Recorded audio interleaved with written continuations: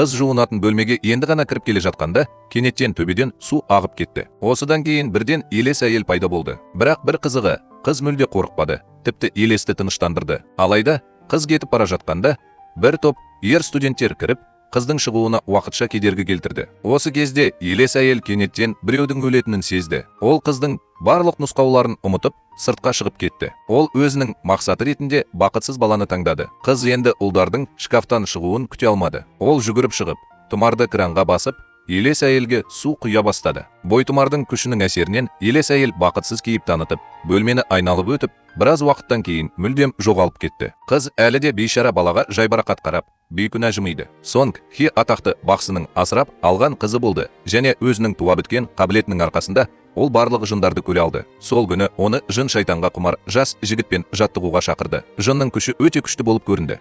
Ал Сонг Хи мұнда келген 4-ші адам болды.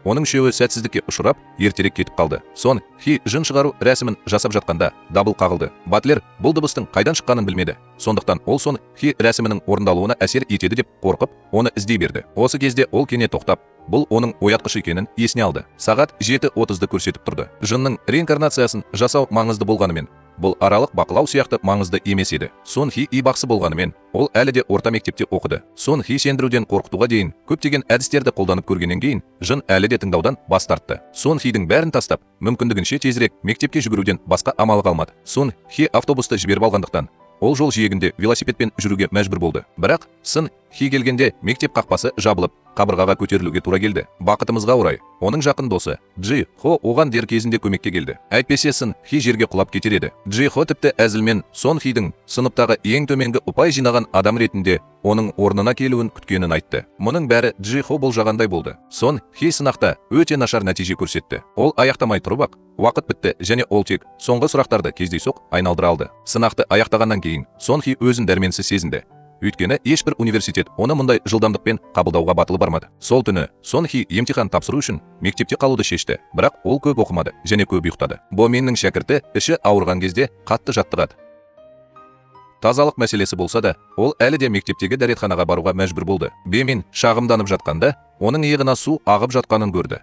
Ал ұзын шашты елес әйел ванна бөлмесінің төбесінен баяу түсіп кетті. Бомен қорқып, бірден қашып кетті. Ол бұл оқиғаны достарына айту үшін сыныпқа жүгірді. Алайда оған ешкім сенбеді. Барлығы бұл жай ғана Боменнің әзілі деп ойлады. Джи Хо тіпті Боменнің өте жақсы ойнағанын жестап көрсетті. Оның айқайы Сонг Хиді де оятты. Үйге қайтып келе жатқанда, Сонг Хи бос Чангтың рухымен кездесті. Ол тағы да барбекю белгісінің төбесінде отырды. Сонг Хи өзіне жақын арада оны босатуға көмектесетінін айтты. Оған тағы біраз уақыт керек. Сонг Хи үйге келе салысымен қонақтарының үйді қоршап алғанын көрді. Бәрі оған мән бермей тұрғанда, Сонг Хи үйге өзінше кіріп кетті. Ол өзін таппадым деп ойлады. Бірақ Сонг Хи кетпекші болғанда, анасы оны қайта шақырды. Бақсы Сехан Сонг Хи туралы естіп, рәсімді жарты жолда тастап кетті. Сехан қызына ұрыспақшы болды. Бірақ Сонг Хи өзін еркелетіп, оны дәрменсіз қалдырды. Ол сондай ақ анасына университетке түсу, емтихандарын тапсыру ниеті туралы хабарлағысы келді. Сехан қызының есінен танып қалғанын сезді. Басқа балалар үшін университетке түсу өмірлік мақсат немесе мүмкіндік болуы мүмкін. Бірақ Сонг Хидің жақсы бақсы болу қабілеті ерекше болды. Ол бақсы бола алмады және бір уақытта университетке түсе алмады. Өйткені бір уақытта көп нәрсені істеу оның сәтсіздікке ұшырауына әкеледі. Сонг Хи анасының айтқаны дұрыс екенін білді.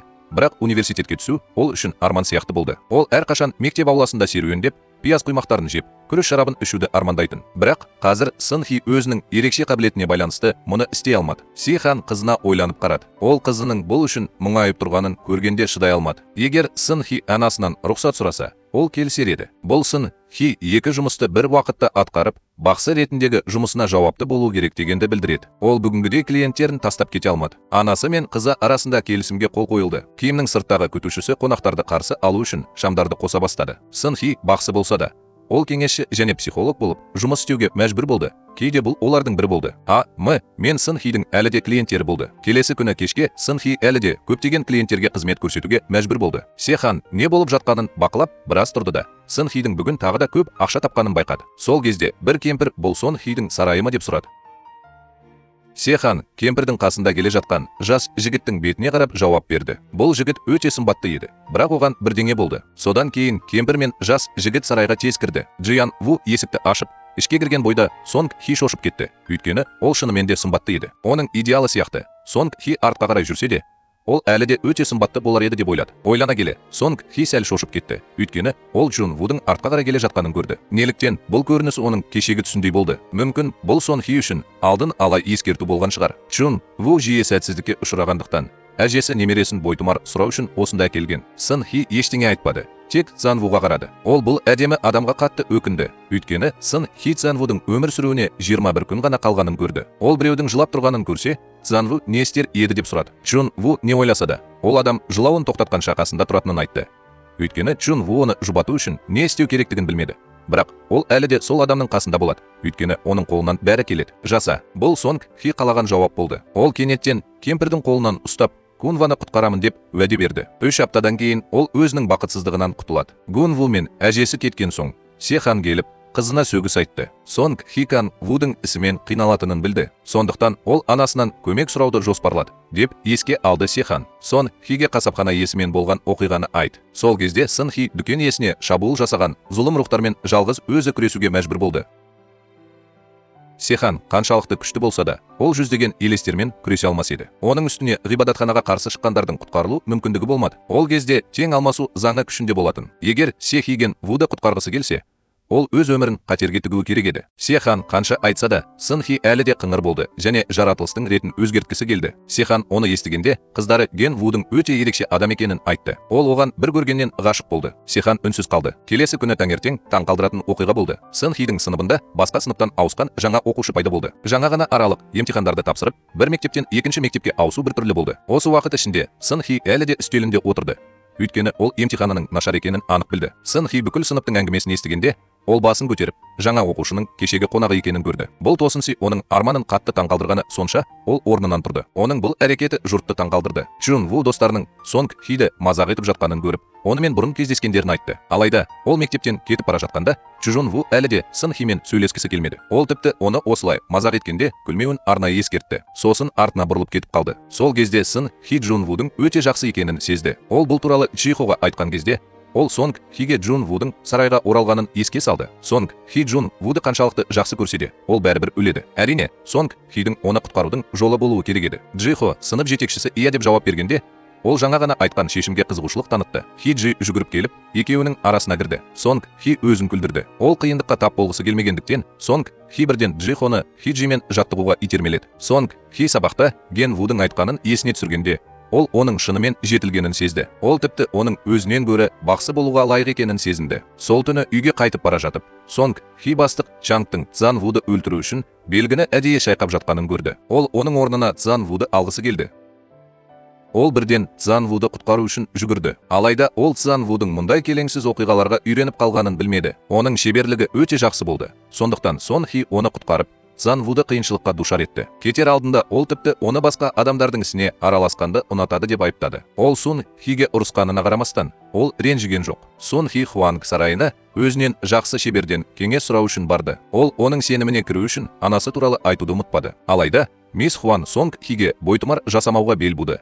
Өйткені Сонг Хидің анасының басты құдайы генерал Донг Тян болды. Оның қолында аспан айдаһарының қылышы бар еді. Сондықтан Ван мырза оны ренжітуден қатты қорықты. Егер Сонг Хиге бойтұмар жасау кезінде оған бірдеңе болса, оның өміріне қауіп төнетін еді. Бірақ Сын Хи үстелге ақша қойғанда бәрі тез шешілді. Сын Хи 5 бойтұмарын алып, бірден үйіне қайтты. Келесі күні таңертең Сын Хи сыныпқа келгенде, ол достарының бірдеңе туралы өсек айтып жатқанын көрді. Кеше түнде Бомин дәретханада есінен танып қалған болып шықты. Оның бүкіл денесі әлі дымқыл болды, ал аузы бос сөздерді айта берді. Сын Хиген Вуды көргенде күлді. Алайда, ұйқысы қанбағандықтан, ол қатты шаршап, есінен танып қалды. Джихоға тез арада Сын Хи көмектесті. Содан кейін ол оны сұрағандай медициналық кабинетке апарды. Сын Хи түске дейін ұйықтады. Сол түні Вудың әжесі бойтұмарды алу үшін Сын Хи сарайына барды. Бірақ Сын Хи оны оған беруден бас тартты. Сын Хи Джун Вудың өзі осында келіп, бойтұмар алғанын қалады. Кен Ву есікті ашып, ішке кіргенде Сын Хи оның бүкіл денесі сумен жабылғанын көрді. Ол оның суға батып өлетінін білгенде қатты таңғалды. Содан кейін Кен Ву отырды да 5 бойтұмардың бағасын тікелей сұрады. Сын Хи бұл туралы шынымен ойлаған жоқ. Ол жауап бере алмай тұрып, Кен Ву оны сөгіп тастады. Өйткені ол Сын Хиді алаяқ бақсы деп ойлады. Ол түсіндіруді жалғастырмай тұрып, әжесін сарайдан шығарып алды. Сол күні кешке Сын Хи колледжге түсу емтихандарының жоспарына қарап отырды. Ол еш ойланбастан оны алып, оған Джан Вуды құтқару жоспарын бекітті. Джан Ву суға батып кетуге дайын болды. ал Ван мырзаның бойтұмарлары әлі де оның қолында болды. Сын Хи Цзянвуды құтқару үшін қолынан келгеннің бәрін жасауға бел буды. Сол күні таңертең Чихо Сын Хидің бойтұмарлары көп екенін көргенде, оның біреуін Бо Минге беруін өтінді. Өйткені ол Бо Миннің дәретханада бірдеңе көргеніне сене бастады. Бірақ Сын Хи тұмар сыйлағысы келмеді. Өйткені Бо Мин мүлде әдемі емес еді. Сын Хи дәлізге шыға салысымен қарсы жақтан келе жатқан Цзянвуды кездестірді. Онымен кездесуден аулақ болғысы келіп, ол мектептегі ақпараттық бюллетенді оқып отырғандай кейіп танытты. Ген Ву өтіп бара жатқанда, Сын Хи қабырғада бір түрлі су қабатын сезді. Ол кенет Джихоның Бо Мин туралы айтқанын есіне алды. Сын Хи не болып жатқанын білгісі келді. Сондықтан ол тексеру үшін ерлер бөлмесіне барды. Сын Хи дәретханаға кіргеннен кейін көп ұзамай оның иығынан су тамшылай бастады. Елес әйел Сын Хиді тағы да қорқытқысы келді. Алайда ол Сын Хидің бақсы екенін білмеді. Сын Хи бірден елес әйелдің басына бойтұмар тағып, оған сабақ берді. Сын Хи елес әйелдің мойынсұнғанын көргенде, ол аруақтың тезірек көтерілуіне көмектесуге уәде берді. Бірақ Сын Хи кетпекші болғанда, балалар дәретханаға кіріп кетті. Ал Сын Хи кездейсоқ сол жерде тұрып қалды. Олардың темекісінің түтіні оған төзгісіз болды. Бақытымызға орай, Ген Ву уақытында келді. Алайда оның тағдыры дәл осы жерден басталды. Елес біреудің өлетінін сезгенде, оның ішкі түйсігі ояна бастады. Және Сын Хидің барлық нұсқауларын ұмытып кетті. Елес тез жорғалап, Джун Вудың иығына отырды. Оның көзі қызарып, денесінен қан ағып кетті. Тамағынан ұстап, дем ала алмай қалды. Кен Вудың қазіргі жағдайы нағыз суға батып бара жатқан адамның жағдайына ұқсас болды. Балалар шкафтан шығып үлгермей жатып, Сын Хи жүгіріп шығып, шүмекті ұстады. Ол оған бойтұмар тағып, елеске су шаша бастады. Бойтұмардың қызуы елеске әсер етіп, ол ауырып, бөлмені айналып жүгіре бастады. Біраз уақыттан кейін ол мүлдем жоғалып кетті. Соның арқасында Ген Ву құтқарылды. Ол Сын Хиге қарап, одан не істегісі келетінін сұрады. Алайда ол ештеңе түсіндіре алмады. Ол тек Джиан Вуға қарап, құлықсыз күлімсірей алды. Бұзақылықтың кесірінен дәретханада болған барлық оқушылар бір апта бойы тазалық жұмыстарын жүргізгені үшін жазаланды. Цзян Ву Сын Химен тез сөйлесуді тоқтатты. Оны көрген бойда, ол оған қорқып, су шашып жібергенін түсіндіргісі келді. Себебі ол жәндікті көрді. Кун Ву Сын Хи шынымен жәндіктерден қорқатын болса да, оған мұны істеудің қажеті жоқ деп ойлады. Кун Ву Сын Хиді пайдалы емес, зиянды деп санады. Ол одан қашықтықты сақтауды және оған жақындығын шектеуді сұрады. Сын Хи Цзян Вуға ренжігенімен, ол әлі де өзін бақытты сезінді. Өйткені ол өзіне ұнайтын адамның өмірін сақтап қалды. Алайда, ол білмеген нәрсе, оның орнына Ген Вуға зиянын тигізгісі келетін елестер әлі де көп. Егер ол Сын Хиді түсінбесе және онымен ынтымақтаспаса, ол кез келген уақытта өлуі мүмкін. Сын Хи үйге келген түні Сихан оны ақымақтығы үшін ұрыса берді. Сихан қызының өзі сұраған барлық тұмарларды қолданатынын біліп, тағы да алу үшін Мист Хуанға барды. Сын Хиге жиі ұрысса да, Сихан қызын әлі де жақсы көріп, еркелететін. Келесі күні Сын Хи қалтасына бойтұмар салу үшін Жанвуға жақындағысы келді. Бірақ қазір ол оған өте сақтықпен қарай бастады. Чихо Сын Хидің бойтұмарды қолында ұстап тұрғанын көрді. Сондықтан ол Жанвудың үстеліне құлап түскендей кейіп танытып, Сын Хидің телефонын ұрлап кетті. Бүгін Цзянвудың әжесі барлығына сыйлық әкелуге келді. Ол кездейсоқ Сонг Хидің қолынан Кен Вудың телефонын тауып алды. Чихо оны алып кеткен адам екенін тез айтты. Қарт адамдар әдетте көп күмәнданбайды. Сондықтан Ген Ву әже оларға сеніп, алғысын білдірді. Олар Бо Минменге Со Джун Вудың жеке басына күдіктенеді деп күдіктенгендіктен, екеуі тергеу үшін желіге кірді. Барлығы таң қалды. Өйткені Ген Ву керемет садақшы болды. Алайда түсініктеменің астында Ген Ву жатақхананы өртеп жібергені туралы ақпарат болды. Бұл шынымен де таң қалдыратын ақпарат болды. Барлығы бұл Кеновтің мектептерді ауыстыруға мәжбүр болуының басты себебі болуы мүмкін деп болжады. Джун Ву табиғатынан тыныш адам болғандықтан, бұл нәрселерді түсіндіргісі келмеді. Джун Ву телефонын жоғалтып алғанын білгенде, бірден оны іздеп жүгірді де, Сонг Хи мен Чихо мен бірге әжесін көрді. Кездейсоқ екеуі де Кен Вудың телефонын алып кеткен. Бұл бір түрлі болды. Бұл Цзян Вуды бірдеңе дұрыс емес деп күдіктендірді. Әжесі немересінің досы бар екенін біліп, қатты қуанды. Сонг Хи оған Канвумен шынымен дос болғысы келетінін және әжесінің үйіне барып, бір күн ойнағысы келетінін тез айтты. Өйткені Джун Вудың жолы болмағаны сонша, тіпті тұмарларда оны құтқара алмады. Сын Хи мүмкіндікті пайдаланып, кешкі асқа Джунның үйіне барғысы келді. Сонда ол бүкіл үйге көбірек тұмарларды жасыра алады. Келесі күні Сын Хи Джун Вудың үйін тауып алды. Ол үйге кірген бойда бойтұмарын тез арада сақтау жәшігінің астына тығып қойды. Цзян Ву Сонг Хидің өзін қатты ренжіткенін сезсе де, ол оны әлі де құлықсыз қарсы алды. Сын Хи үйді аралап шыққысы келгенде, Чжун Ву оған әжесінің қайтып келуін күтіп, бір орында отыруды ескертті. Бірақ Сын Хи мазасыз тышқанға ұқсады. Ол өз бөлмесінің есігін ашпақ болды. Бірақ Кан Ву қылмыс үстінде ұсталды. Сын Хидің бұрынғы орнына оралудан басқа амалы қалмады. Ол Цзян Ву берген бір стақан суды алып, оның анасының қолындай жылы екенін айтты. Алайда оның тәтті сөздері Ген Вуды ренжітті. Ол бір кесе суды қайтаруды талап етті. бұл Сын Хиді оны қайтару үшін көп күш жұмсауға мәжбүр етті. Төбелес кезінде олар абайсызда үстелге су төгіп алған. Сын Хи майлықты алу үшін Жан Вудың иығына еңкейіп кетті. Бірақ оның әрекеті байқаусызда олардың арасындағы қашықтықты қысқартты. Осы кезде Жан Вудың әжесі мен Чихо базардан қайтып келді. Чихо әжесіне ақша үнемдеу үшін вегетарианшы болғанын айтты. Ал олардың төртеуіне арналған бүгінгі тағам тек көкөністерден тұрды. Бірақ мұны бәрі түсініп, рахаттана жеді. Сонг Хи осындай дәмді вермишельді жей алатынына қатты қуанды. Ол сондай ақ өзінің Се ханның асырап алған қызы екенін жасырмады. Се ханның аспаздығы нашар болғанымен, ол Сон Хиді қатты жақсы көретін және оны еркелететін. Сон Хидің әңгімесін бәрі естіген соң үйде тыныштық орнады. Ген Вудың әжесі біраз толқып кетті. Оның көзінің бұрыштары да қызарып кетті. Сон Хидің дәмді тамақтанып жатқанын көргенде, ол вермишельді ыдысына салуды жалғастырды. Сын Хидің кінәсіздігі Ген Вудың қырағылығын жоғалтты. Кенет оның күлкісі есіне түсті. Ол Сын Хидің шынымен күшті екенін немесе жай ғана кейіп танытқанын білмеді. Чихо Сын Хиге жақын болғанымен, оның асырап алынғанын білмеді. Чиходы таңқалдырғаны Сонг Хи өте сабырлы болды. Ол бұл туралы ешқашан ешкімге айтқан емес. Бірақ ол бұл туралы айтудан тартынбады. Өйткені бұл Сонг Хидің әлсіздігі емес және ол үшін бұл маңызды емес еді. Чихо мұңайып күрсінді. Ол әрқашан Сын Хидің жанында дос ретінде болғаны белгілі болды. Бірақ ол оны мүлде түсінбеді. Сын Хи Чун Вудың бөлмесінде болғанда, ол бұл мүмкіндіктің пайда болғанын түсінді. Ол тұмарды жасыратын орын тапты. Алайда үй тым биік болғандықтан Сын Хи мен Чихо барлық жиһаздарды сындырып алған. Есіктің сыртында тұрған Гву бәрін естіді. Ол асығыс есікті ашса, оның металл қорапшасының құлап кеткенін көрді. Джен Ву қатты ренжіді, себебі Чихо мен Сын Хи оның заттарын рұқсатсыз ұстады. Кен Ву Сын Хидің қолында бір құпияны жасырып тұрғанын көрді. Сондықтан ол қолын созып қарауға тырысты. Бірақ Чихо Сын Хиді тез артқа итеріп жіберді. Чихо Сын Хидің арқасында соңғы бойтұмарды раковинаға тығып алды. Сон Хи бойтұмарды жасыруға қатты құмар болғандықтан, ол үйге жұмысқа бару керектігін ұмытып кетті. Бірақ Сон Хи есіктен жаңа ғана жүгіріп шыққанда, оған Ген Вудың әжесі қоңырау шалды. Ол Сон Хидің бақсы екенін бұрыннан білетін. Бірақ ол бұл туралы қазір ғана айтты. Өйткені ол асығыс болғандықтан, келесі жолы ғана кездесуге жазыла алды. Сол кезде құрал жабдықтары бар бөлмеде мұғалім Бек жатып, ойланып қалды. Кенет ол Цзан Вудың ұлттық садақшы екенін есіне алды. Мұғалім Бек Джон Вудың мұнда не үшін көшіп келгенін түсінбеді. Мұғалім Бек досына телефон соғып, Джон Вудың ескі мектебінен шығарылғанын білді. Оның садақ ату мансабы ұзақ уақыт бойы жойылды. Сонг Хи келесі күні таңертең Цзан Вудың қасында пайда бола берді. Алайда ол оған мән бермеді. Чихо Сын Хиге Цзан Вудан аулақ болуды ескертті. Өйткені Цзан Вудың онымен дос болуға ниеті болмаған. Оның жатақхананы өртеп жібергені туралы хабар бүкіл мектепке тарады. Сон Хи бұл қауесетті дәретханаға бара жатқанда естіген. Түскі ас кезінде барлық оқушылар Цзан Вудан аулақ болуға тырысты. Тек Сун Хи мен Чихо онымен бірге тамақтанғысы келді. Олар Цзан Вудың олармен дос болғысы келмейтінін білсе де, олар ұялмай оның соңынан ерді. Енвуді қорғағысы келген жалғыз адам Сын Хи. Чихо оған мүлде сенбеді. Сын Хи өлген адамдарды көріп қана қоймай, оның кім жақсы адам екенін де айта алды,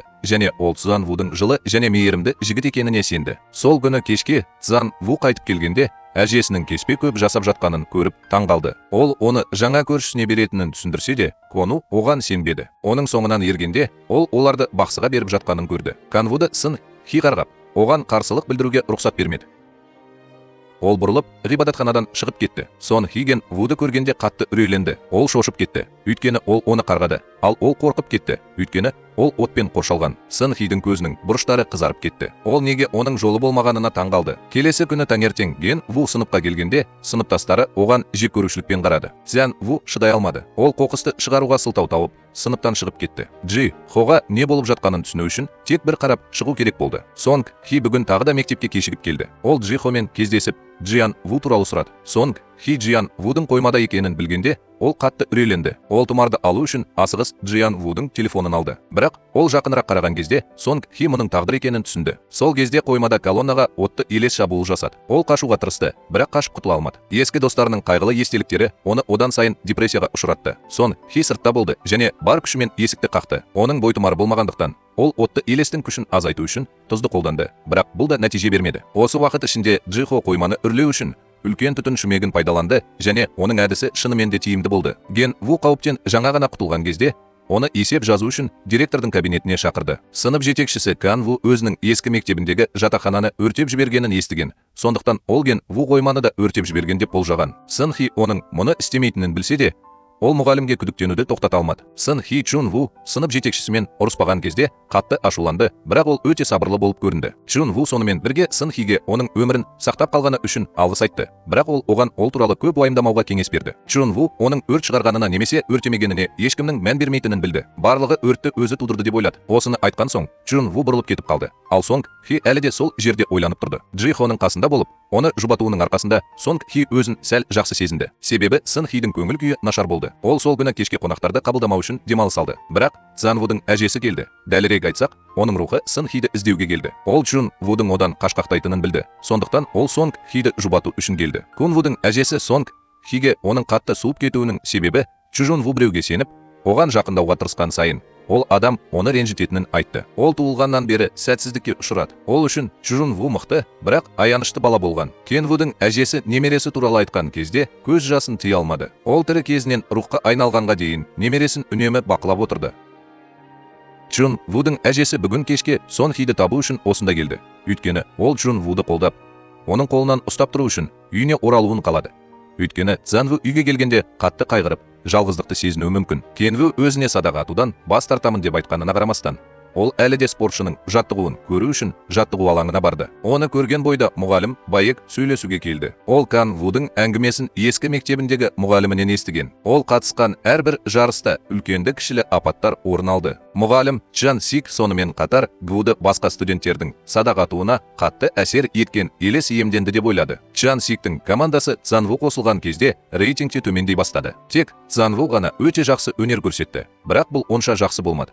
Өйткені Чжан Ву жалғыз қалғанда жарысқа қатыса алмас еді. Мұғалім бек жаман жігіттер Чжан Вуды өрт қойды деп айыптады деп ойлады. Мұғалім Чжан Сик оны бірден түзетіп, Чжан Ву мойындады деп айтты. Чжан Ву өртті бастамаса да, өрттің себебі ол болды. Сондықтан Чжан Вудың командаластары оның кінәсін мойындағанына, бірақ жазаланбағанына шағымданды. Чжун Сиктің өзі Чжан Ву мен басқа студенттердің арасында таңдау жасауда қиындықтарға тап болды. Сондықтан ол Чжан Вуды жіберді. Мұғалім бек бұл оқиғаны естігенде күрсінді. Осы сәттен бастап ол Чжан Вуды қабылдауға шешім қабылдады. Мұғалім бек әжесінің Кен Вудың жүрегінде өте маңызды орынға ие екенін білді.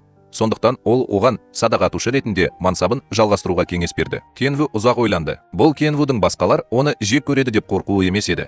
Бірақ ол жарысқа шыққанда оны жек көретіндер оны әжесіне көрсетеді деп қорықты. Бұл Чжун Ву шыдай алмайтын нәрсе еді. Осыны айтып, Бе мұғаліммен қоштасып кетіп қалды. Бе мұғалім Чжун Вудың арқасына қарап, оған жаны ашыды. Ол Чжунды сүйкімді де сүйкімді қозы деп атады. Мұндай адам өртті қалай тудыруы мүмкін? Ген Ву әжесінің қайтыс болғанын білгенде үйіне жаңа ғана оралды. Ол сол кезде қатты қайғырып, адасып қалғанын сезді. Сонг Хиде жерлеу үйіне жүгірді. Бақсы келгенде Ген Ву тағы ашулана бастады. Ол оның сонда болғанын қаламады. Өйткені Ген Ву оны әлі де алаяқ деп ойлады. Бірақ оның қаһарына тап болған Сон Хи әлі де өте күшті болды. Ол мұнда Чжун Вудың жүрегі жарылып кете ме деп қорыққандықтан келді. Бірақ ол әжесіне де барғысы келді. Сонг Хи соңғы рет жерлеу рәсіміне бірінші рет қатысқан. Сондықтан ол не істерін білмеді. Ол анасына қоңырау шалып сұрады. Бірақ ол жаттығумен әлек болды. Сондықтан ол бірден электр қуатын өшірді. Бүгін түнде ауыл басшысы Сиханды елес ұстауға шақырды. Сырттағы өзін қоршап тұрған зұлым энергияны көргенде, ішіндегі бұл тіршілік иесімен күресу оңай емес екенін түсінді. Сихан мен оның әпкесі онымен бетпе-бет келгенде, оның қарапайым елес емес, жын екенін түсінді. Құмырада қарғыс жасырылып, Сиханның әпкесі Чанг оны жойып жіберді. Зұлым энергия бірден сыртқа шықты. Барлығы бұйрықты орындап, көшеге жүгірді. Сиханның керемет сиқырлы қабілеттері болды. Сондықтан ол күресуге қалды. Бірақ жынның күші оны жаралады. Сихан есікті жапқан бойда бірден улы қанды құсып жіберді. Ол есікті жауып тұрған бойтұмарды жазу үшін қанын пайдаланды. Сихан жын шақыра алмағандықтан ақшаны ауыл басшысына қайтарып берді. Ол сондай ақ ауыл басшысына жынды шақыру үшін басқа бақсыны шақырмауды бұйырды. Жұмысты орындауға келіскен адам алаяқ болған. Мұны естіген ауыл басшысы қорқып, үрейленді. Ол бүкіл ауылды құтқару үшін не істей алар еді? Че Анг мұны өте күшті зұлым рух деп ойлады. Егер ол өздігінен кетпесе, адамдар оны қуып жібере алмас еді. Киімнің батлері барлығын тез заттарын жинап қайтуға шақырды. Осы кезде Сихан аяғына қарап, өте бір түрлі көне сырға тауып алды. Сихан оның қашан пайда болғанын білмеді. Жерлеу үйінде Сын Хи анасына жете алмады. Сондықтан ол Чихоға хабарлама жазды. Ген Ву ағайлар әжесінің қайтыс болғаны туралы хабарды естіп, жерлеуге келді. Оның суретінің алдында тұрып, олар Ген Вуды қатты сынға алудан тартынбады. Олар оны үнемі балағаттап, оның жолы болмағанын айтты. Үлкен ағасы тіпті Ген Вуға физикалық шабуыл жасамақ болған. Бірақ Чихо оны тоқтату үшін уақытында келді. Бәрі реттеліп болған соң, Ген Ву Джи Ходан бір банка су алып, рахмет деді. Бұл Джи Хо мен Сын Хи Джан Вудың рахмет дегенін бірінші рет естіп тұр. Ал Сын Хи бұл оның ең шынайы алғысы екенін түсінді. Үйге қайтып бара жатқанда Сын Хи Вонг мырзаға телефон соқты. Ол оның анасына жалған тұмар жасағанын білді. Алайда ол бұл туралы анасына айтпады. Ал Сын Хи одан тағы 100 тұмар сұрады. Әрине, Хуан мырза бас тартты. Ол сондай ақ Сын Хиге бойтұмар жасау курстарына сілтеме жіберді. Алайда курс тым қымбат болды. Ал Сын Хидің оны аяқтауға ақшасы жетпеді. Хуан мырза оның көмегі үшін оған бірдеңе беруін қалады. Сын Хи Сиханның асырап алған қызы болды. Сондықтан ол қызына көмектесудің жолын табады. Хуан мырза сөйлеп болған соң, ол автоматты түрде телефонды қойды. Ол енді Сын Химен еш нәрсе істегісі келмеді. Осы уақытқа дейін Ген Ву үйіне қайтып үлгерді. Атасының аяқ киімін көргенде жүрегі дүрсілдеп кетті. Ген Ву онымен бірге осы естеліктерді еске алып, көзіне жас алды. Бүгіннен бастап Ген Ву жалғыз қалады, және оған сенетін ешкім болмайды. Сол кезде Сихан оны зерттеу үшін үйіне көне сырға алып келді. Оған жаңа ғана жын шабуыл жасады. Бұл оның өміріне қауіп төндірмесе де, бұл Сиханға біреудің зұлым рухты күшейту үшін өзін тірі құрбандыққа айналдырғанын түсінді. Зұлым рухтың сиқырын қолдану бұл адамның өмірін қиюы мүмкін. Осы кезде есіктің сыртында Сын Хидің дауысы шықты. Ол анасымен кездескен сәттен бастап өзін еркелете бастады. Бақсы Чонг Сын Хиді көптен бері көрмеген. Ол Сихан мен оның қызының әлі де бақытты екенін көріп қатты қуанды. Бақсы Ченің осында болғанын пайдаланып, Сын Хи анасы мен Чангтың Джан Вуға көмектескенін қалады. Өйткені Сын Хи Цзан Вудың сәтсіздігін жеңгенде ол қалыпты жағдайға оралады және азап шекпейді деп ойлады. Енді сені ешкім жек көрмейді. Егер Сын Хи осы саладағы ең жақсы екі бақсының көмегіне жүгінбесе, онда ол басқа кімнен көмек сұрайтынын білмеді. Сын Хидің Ген Вуды құтқаруға мүмкіндігі болмады. Чай Ак жиенінің кеңеске мұқтаж екенін білді. Сондықтан ол оған зұлым рухтарды қалай жеңуге болатыны туралы құпия білімі бар кітап берді. Алайда бұл кітап Қытай таңбаларында жазылған. Сондықтан Сын Хи оны кори тіліне өзі аударуға мәжбүр болды. Сын Хи сияқты оқуды жек көретін адамға бұл оңай болған жоқ. Бірақ оның ең күшті елестермен күресуге көмектесетін құпиялары болғандықтан, Сын Хи шыдамдылықпен әр сөзді аударып отырды. Мектептегі сабақтары біткен соң, оның жағдайын білу үшін Кен Вудың үйіне барды. Кен Ву Сын Хиді көргенде, оны қуып жібергісі келді. Сын Хи ұмытып кеткен нәрсені тапқысы келеді деп өтірік айтуға мәжбүр болды. Содан кейін Чжун Ву оны құлықсыз ішке кіргізді. Сын Хи үйді аралап шығып, Чжун Вудан бірдеңе жегісі келетінін сұрады. Сол сәтте ол кенеттен тоқтады. Өйткені оның алдында елес пайда болды. Ол біреудің өлуге ниеті болған кезде ғана пайда болды. Сын Хи Ген Вудың ниетін біліп, көз жасын тыюға тырысты. Ол оған елесті көргенін айта алмады. Сондықтан Джиан Вуды жұбату үшін әжесі туралы ғана айта алды. Егер әжесі оның бұл күйде екенін білсе, ол қатты қайғырар еді. Джиан Ву бірден Сын Хиді шығарып салды. Ол кете салысымен Джи Хо пайда болды. Бек мұғалімінің өтініші бойынша Джи Хо Цзан Вуға мектептегі садақ ату бөлмесінің кілтін беруге келді. Бек мұғалімі әлі де бас тартпаған сияқты. Сихан сырғаның шығу тегін білгісі келгендіктен ол Хоктың антиквариат галереясына барды. Хок бұл сырғаны Сок дан сатып алғанын растады. Бірақ оның Сокваның телефон нөмірі жоқ. Қазіргі уақытта Соква әлеуметтік желіде өте танымал бақсы, сондықтан Сихан онымен байланысқысы келсе, Сихан тек алдымен хабарлама жіберіп, Сокваның жауабын күте алады. Мұны естіген Сихан шыдамы таусылып, енді Сеокеймен араласқысы келмеді. Кетер алдында ол Хокуға егер ол жазаланғысы келмесе, Севаға ештеңе сатпауын айтты. Сихан кете салысымен Сева үйден шығып кетті. Маған ол Сиханның оған қамқор болатынын білетін сияқты көрінді. Сондықтан ол оған ештеңе білмейтіндей кейіп танытуын айтты. Үйге оралғаннан кейін көп ұзамай Сихан Ген Ву мәселесіне тап болды. Бұл дүниені өз бетімен тастап кеткен елес оның денесіне басып кіргісі келді. Енді Сон Хи үшін Джун Вудың өмірін жалғастырғысы келетінін білу маңызды болды. Оның өмір сүруін қалау жеткіліксіз болды. Сонг Хи Джон Ву дәл қазір қатты қиналып жатыр деп ойлады, және ол енді не қалайтынын да білмейді. Сихан Сонг Хиге Джон Вудың қайтадан өмір сүргісі келетініне көз жеткізуге кеңес берді. Әрі қарай Сонг Хи өзін қорғайтын бойтұмарға айналдырды. Осылайша Сонг Хи қағазға емес, денесіне жазалады. Сонг Хи Джон Вумен өткізген уақытын тиімді пайдалануы керек. Сонда оның жолы болмай қалады. Ең бастысы, екеуі де бір-бірімен жылы лебіздерін бөліссін. Олар жылуды бөлісу үшін қол ұстасып кетуі мүмкін, немесе Сон Хи қолын Джон Вудың қолына тигізуі мүмкін. Келесі күні таңертең Сон Хи Джун Вуды мектепке шақыру үшін оның үйіне барды. Ол ертегідегідей оның соңынан ергеніне қарамастан, Чжун Ву оны әлі де салқын түрде елемеді. Сонг Хи оның басының артқы жағына қол тигізгісі келгенде кейіп танытты, және ол бұл дүниеден кеткен елестің шынымен де бір қадам артқа шегінгенін көрді. Бұл заклинание шынымен жұмыс істегенін білдіреді. Сонг Хи мен Цзян Ву сыныпқа енді ғана кіргенде барлығының жиналып, Гай Сионы жалған қауесет таратты деп айыптап жатқанын көрді. Боуман кабинетте болған кезде ол мұғалім Бектің сынып жетекшісімен Джон Ву өрт шығарды деген қауесет туралы дауласып жатқанын көргені белгілі болды. Мұғалім Бек мұның дұрыс емес екенін түзетіп, сынып жетекшісі оқушысына сенбегені үшін кешірім сұрауға мәжбүр болды. Сын Хи осы мүмкіндікті пайдаланып, дереу жүгіріп барып, оны құттықтау үшін Ген Вудың қолынан ұстады. Бұл дүниені өз бетімен тастап кеткен елес тағы бір қадам артқа шегінді. Сын Хи Цзян Вуға әдейі қолын тигізе берді. Ол бұл дүниені өз бетімен тастап кеткен елестің де аздап солып қалғанын байқады. Джи Хо бір қарағанда Сын Хидің ауытқушылығын байқады. Ол оған аздап әділетсіздік сезінді. Өйткені Сын Хидің әрекеті оны эксцентрик тұлғаға айналдыруы мүмкін. Алайда Сын Хи бұған қатты мән бере алмады. Ол дәл қазір не істей алатынына ғана назар аударды. Цзян Ву кеткеннен кейін бірден Сын Хидің артынан Колумбариге барғанын білді. Бұл жолы ол оны қуып жібермеді. Сын Хи Цзян Вудың әжесінің суретіне қарап, көзіне жас алды. Джон Ву оның әрбір суретін сабырмен қарап шықты. Ол балалық шағынан естеліктерін қайтарды. Джиян Вудың ата-анасы болмаса да, оның әжесі болды. Ол өте күшті және сенімді рухани тірек болды. Сол күні кешке Ген Ву үйге емес, құрал жабдықтары бар бөлмеге баруды шешті. Ол жебені оқтап, тағы бір рет атуға тырысты. Оның көрсеткіштері әлі де тұрақты болды. Жоғарыда тұрған Баек мұғалімі оның күш-жігерінің нәтижесін көріп, өзін өте бақытты сезінді. Келесі күні Баек мұғалімі Цзан Ву садақ ату бөлмесін әлі жинамағанын сылтауратып, Цзан Вуды жеке кездесуге шақырды. Мұғалімнің шынайы кеңесін естіген Цзан Ву шешімін қайта қарау керек деп шешті. Ол садақ атудың осы спорт түріне қайта оралу керек пе деп ойлады. Джиян Ву 10 жыл бойы осы спорт түрімен айналысып келеді. Және оның жұмсаған күш-жігері аз болған жоқ. Джиян садағын алып, нысанаға дәл тигізді. Ол бірде бір жебені жіберіп алған жоқ. Бұл дүниеден кеткен елес те әр оқтан кейін бір қадам артқа шегінді. Джан Вуша Сын Хи тастың үстінде өзін әлдеқайда сенімді сезініп отырды. Ол келесі күні таңертең үстелге қызғылт сәбидің бойтұмарын қою үшін ерте келді.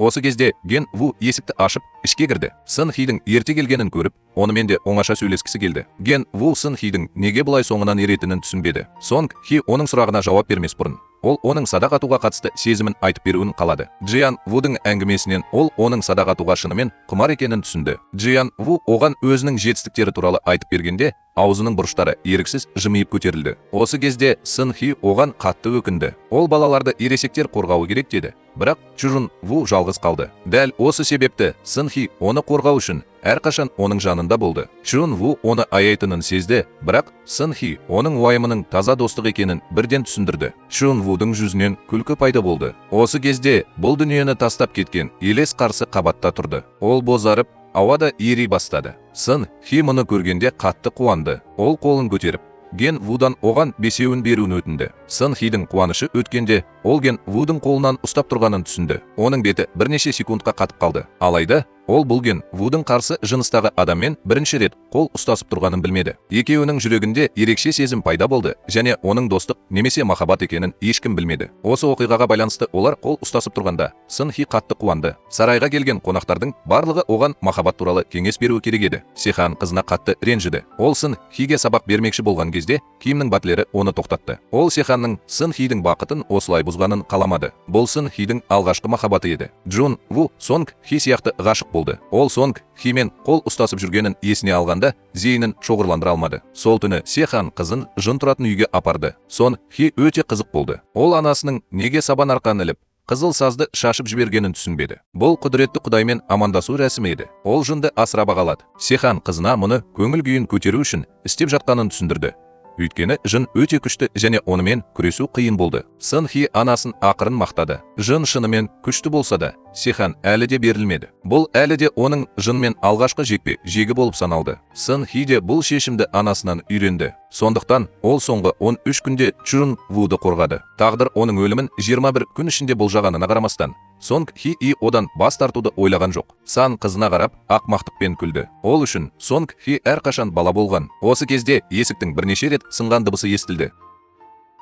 Бұл Сонг Хи мен оның анасының назарын аударды. Бұл дыбыстың шығуына арулар үйлерін аралауды ұнататын екі жас жігіт себеп болғаны белгілі болды. Сихан оларға ескертті. Көк көйлек киген адам мұны естігенде шошып кетті. Алайда ол әлі де қызығып, Сиханды өзімен бірге келуге шақырғысы келді. Сын Хи анасының бірдеңеге алаңдап отырғанын көріп, екі жасты қорқыту үшін қылышын жын шығару үшін пайдаланды. Сын Хи мен оның анасы бас тартты деп ойлады. Бірақ екі жас қыңырлықпен қайтып келе жатты. Бұл жолы есікті Чан Ги есімді көк көйлек киген адам ашты. Көптеген адамдар экранда өз пікірлерін қалдырды. Сол кезде жердегі сақинаны көрген Чан Джи келіп, оны көтеріп, қолына қойды. Жын оны тез меңгеріп, Чан Джиді қорқынышты, қызыл көзді тұлғаға айналдырды. Есік кенет жабылды. Чан Джимен бірге барған досымен бірден тіл табысып кетті. Арулар үйі сынақ аяқталды. Келесі күні Сонг Хи ежелгі кітаптардан қандайда бір ақпарат іздеуді жалғастырды. Егер көзі, мұрны және ерні бар зат алмастырғыш ретінде бойтұмардың иісіне малынса, ол әлі де иесін қорғай алады. Сон Хи бойтұмардың орнын басатын ештеңе ойлай алмағандықтан ренжіді. Джиан Вуға қуыршақты ұстауға рұқсат беру тым айқын болар еді. Ол сөмкесіндегі барлық нәрсені ыңғайлы түрде босатып жіберді де, қуыршақ тәрізді ерін далабын байқады. Жай ғана Сон Хи Джиан Вуға ерін далабын ең табиғи түрде қалай беру керектігін білмеді. Ол ауа райы туралы айтқан кезде Сон Хидің оны Джон Вуға беруіне себеп болды. Джон Вудың ерніне қарап, Сон Хи байқамай қызарып кетті. Келесі күні Сон Хи мектепке автобуспен келе жатып, кешегі күнді есіне алды. Бұл оны өте ыңғайсыз сезінді. Джан Ву Сон Хидің бір түрлі түрін байқап, оған қолын тигізді. Нейт. Сон Хи оны мазақ еткен адамның Джан Ву екенін көргенде біраз таң қалды. Екеуі бір-біріне күлімсіреп, Джихо оның көзіне сенбеді. Бірнеше күн бұрын олар әлі де бір-бірін жек көретін. Түскі ас кезінде Джихо Сон Хидің қасына отыру үшін орындықты артқа итеріп жібергенде, одан бетер осал болды. Бірақ ол бәрібір Джан Вудың қасына отыруды жөн көрді. Джихо Сон Хидің қасына отыруын талап етті. Ол оны тастап кете алмады. Кен Ву Сонг Химен бірге ол Джихоға жан-жағына қарады. Ол оны шынымен де тым балаша әрекет етіп жатыр деп ойлады. Сонг Хи күрішті Джихоға апармақ болған еді. Сол кезде Хи Джи тез арада сол жерге бірінші болып отырды. Барлығы тамақ ішуге дайындалып жатқанда, олар Джин Иен мен оның бандасының бидайды қорлап жатқанын көрді. Бәрі үйреніп кеткендей болды. Сондықтан олар таң қалмады. Сон Хи де ерекшелік емес еді. Бірақ ол кішкентай иттің рухы сондай сүйкімді екенін көргендіктен ол бақытты күлкісін баса алмады. Сон Хи жаңа ғана аулаға демалуға шыққанда, Джин Иен оның жанынан тағы да өтіп кетті. Боки иті әлі де қожайынының соңынан еріп жүрді. Чихо мен Гюн Ву Сон Хидің Джинге қарап күліп тұрғанын көргенде қатты ұялып қалды. Чихо тікелей Сон Хиден Джин Иянды ұнатама деп сұрауға барды. Сонда ғана ол Джин Иянның итіне қарап күліп тұрғанын түсіндірді. Ол өте тәтті және қожайынына адал болды. Ит Джин Иянның қорғаушы періштесі болу үшін оның соңынан ерген болу керек. Сонда ғана Джихо бәрін түсініп күліп жіберді. Ол қай әнде өзін сенімдірек сезінді. Бұл Боки итінің өте мейірімді болғаны, сондықтан ол ренжімес еді. Джин Ин агрессивті болды, бірақ ол мүлдем қорқынышты емес еді. Шынымен қауіпті адам Га Ин болды. Оның соңынан ерген баланың елесімен күресу өте қиын болды. Біреу Ганың қасында болғанда, егер қарсыластың денесі әлсіз болса, тұншығып немесе басы ауырып қалған. Хи Джи нақты мысал болды. Дәл қазір елес тұрған үйде Сонг Хидің анасы екінші шайқасқа дайындалып жатқан еді. Сонг Хи анасының шақыруын естіп, бірден сол жерге баруға дайындалды. Кетер алдында ол Джун Вумен қоштасуға 5 жоғары 5-тік беруді ұмытпады. Ол мұны оның күшін арттыру үшін жасады. Джи Хо қызғаныштан қорқып, тағы да солай істеуге мәжбүр болды. Сон Хи екі баланың да оны кездейсоқ сағынғанын білмеді. Түн түсіп, Сон Хи анасына екі бақытсыз жастың жанын қайтаруға көмектесу үшін бақсы кейпіне еніп кетті. Сон Хи рәсімді тым ұзақ аяқтамағандықтан, келесі күні ол шаршаған денесін мектепке алып келді. Мұғалім де Сон Хидің ұйықтап жатқанын жақсы білетін. Түскі ас кезінде Гесеок екі бақытсыз жастың видеосын көрді. Аруақты үйге кіру оған қызық болып көрінді. Сондықтан ол Сон Хиді көру үшін оятып жіберді. Сон Хи қылышпен билеп жатқанда, Гасо бірдеңе дұрыс емес екенін сезді. Ол Сон Хидің бетінің жартысын қолымен жауып тастады. Оның бақсы екенін білгенде таң қалды. Әрине, Сон Хи мұны мойындамады. Бірақ Гесок оны бәрібір жібермеді. Ол Сон Хиден видеодағы қыздың рөлін ойнауын өтінді. Осы кезде Чихо мен Джун Ву кірді. Чихо Сон Хиді құтқарды. Бірақ те Сук оны әлі де жібермеді. Джун Ву шынымен ашуланған кезде ғана бәрі тоқтап қалды. Кен Ву Сонг Хидің адамдар оны манак деп айтқан кезде, немесе оны бақсы деп ойлаған кезде қалай күлгеніне шыдай алмады. Бұл Сон Хидің өзін жақсы көрмейтінін білдірді. Сон Хи бәрін түсіндіргісі келді, бірақ оның батылы жетпеді. Сондықтан Сон Хи тек Гюн Вуды бақылап, бұрылып кетіп қалды. Джихо жағдайдың тым шиеленісіп кеткенін көріп, Цан Ву мен оңаша сөйлесуді ұйғарды. Екеуі садақ атып отырып сөйлеседі. Сон Хидің болып жатқанның бәріне күлімдеп жүргенін Джихо үйретті. Ол оның басынан өткен барлық нәрсені сенімді түрде қарсы алғанын қалады. Бұл да өте пайдалы өмірлік дағды болды. Ол Кен Вудың бұған қатты ренжігенін күтпеген. Джихо да Цан Вуға Сонг Хиді ұнататынын мойындаудан тартынбады. Джун Ву Сон Хиді жақсырақ түсіну үшін ол мұны соңғы рет айтты. Бірақ бұдан былай Джихо бәрін өз бойында сақтайды. Джихо нысанаға тиген соңғы жебені атып жіберді. Ол осының бәрін айтқан кезде байсалды екенін дәлелдегісі келді. Сол түні Сон Хи мен оның анасы үйге қайтып бара жатқанда, оларды Цзян Ву ұстап алды. Ол бейнежазбадан екі бақсыны танып, Сонг Хидің атын өшіру үшін оларды суретке түсіргісі келді. Алайда Ген Ву бұл бақсының Сонг Хи екенін білмеген. Бақытымызға орай, Сихан Сон Хиді қорғау үшін сонда болды. Сондықтан ол табылмады. Кен Ву оның өтінішінің негізсіз екенін түсініп, кешірім сұрап кетіп қалды. Ол Сон Химен кездесіп, кешірім сұраған дұрыс деп ойлады. Сихан қызына Кан Вуға баруға кеңес берді. Ол тіпті Сон Хиге әдемі киім сатып алды. Бұл оның Кан Вумен алғашқы кездесуі болып саналды. Бірақ кенеттен саябақта электр қуаты өшіп қалды. Сонг Хи елестердің пайда бола бастағанын байқаған кезде, ол елестердің оған жақындауына жол бермеу үшін Чжун Вудың қолын мықтап ұстады. Мұндай сәттерде адамдарға өз пікірлерін айту оңайырақ болды. Чжун Ву оның күлімсірегенін шынымен ұнатпайтынын мойындады. Өйткені оның күлкісі оған бұрынғы күлкісін еске түсірді. Егер ол осылай күле берсе, жаман жігіттер Сонг Хиге одан да жаман қарайтын еді. Ал олар ол жылағанша жаман қылықтарын жалғастыра беретін еді. Бірақ өткенге көз жүгіртсек, Кону өзінің қателескенін сезді. Өйткені ол Сехиге өз бейнесін таңып, оған ашуланды. Сын Хи Чжун Вуды құшақтап, жұбатты. Оның бұл әрекеті оның кешіргенін жанама түрде растады. Сехун Сокның қайда екенін білгісі келгендіктен, бұл туралы сұрау үшін Хуан мырзаға барды. Ол Сокваның қазір өте танымал екенін және оның ақша табу үшін көп нәрсе істей алатынын айтты. Мисс Хуан да көптен бері көрмеген туысының атын атап, бұл туралы сұрау үшін Сокваға тікелей қоңырау шалудан тартынбады. Алайда Сок мүлде риза болмады. Тіпті ол Сеханға басқа адамдардың ісіне араласпауды бұйырды. Сол түні Соква өзінің рәсімін жасау үшін арулар үйіне барды да, кенет сыртта біртүрлі дыбыстарды естіді. Соква есікті ашқанда, екі манекен киген Сын Хиді көрді. Сын Хи Сокты Чонг жіберді деп ойлады. Сондықтан ол сомен ынтамен сөйлесті. Сонымен бірге садақ атуға арналған жабдықтары бар бөлмеде. Ву мұғалім Бекке садақ атуға қайта оралуға шешім қабылдағанын хабарлады. Мұғалім Бектің қатты әсер еткені сонша, ол жылағысы келді. Чжун Ву келесі күннен бастап командаға қосылады. Сол күні кешке ол әрбір жаңа қатысушы өтуі керек болатын қабылдау рәсімінен өтті. Чжун Ву арулар үйіне қашып, бір сағаттың ішінде бастапқы нүктесіне оралуы керек еді. Егер ол кейінірек оралса, оған 50 айналым жүгіру керек еді. Егер Соква Сын Хидің пердесін шешпесе, бұл таңқаларлық емес еді. Чжун Ву аруақты үйге жаңа ғана жақындағанда, ол Соква мен Сын Хиді кездестірді. Сын Хи артына бұрылып, Жан Вудың сол жерде тұрғанын көрді. Оның денесінен барлық күш-қуат жоғалып кеткендей болды. Ол енді бір ауыз сөз айта алмай кетуге бұрылды. Сонда ғана Жан Ву Сын Хидің осы уақыт бойы оны қаншалықты алдап жүргенін түсінді. Сонг Хи оның артынан тез қуды. Ол елестердің үнемі бір жерге жиналатынын көргенде, Жан Вудың сол жерде екенін бірден түсінді. Сонг Хи Кен Вудың жараланғанын көргенде, оның жүрегі жарылып, ол жылай бастады. Сонг Хи бастапқыда оған өзінің бақсы екенін айтқысы келгенін, бірақ Чжун Вудың оны ұнатпағаны соншалық,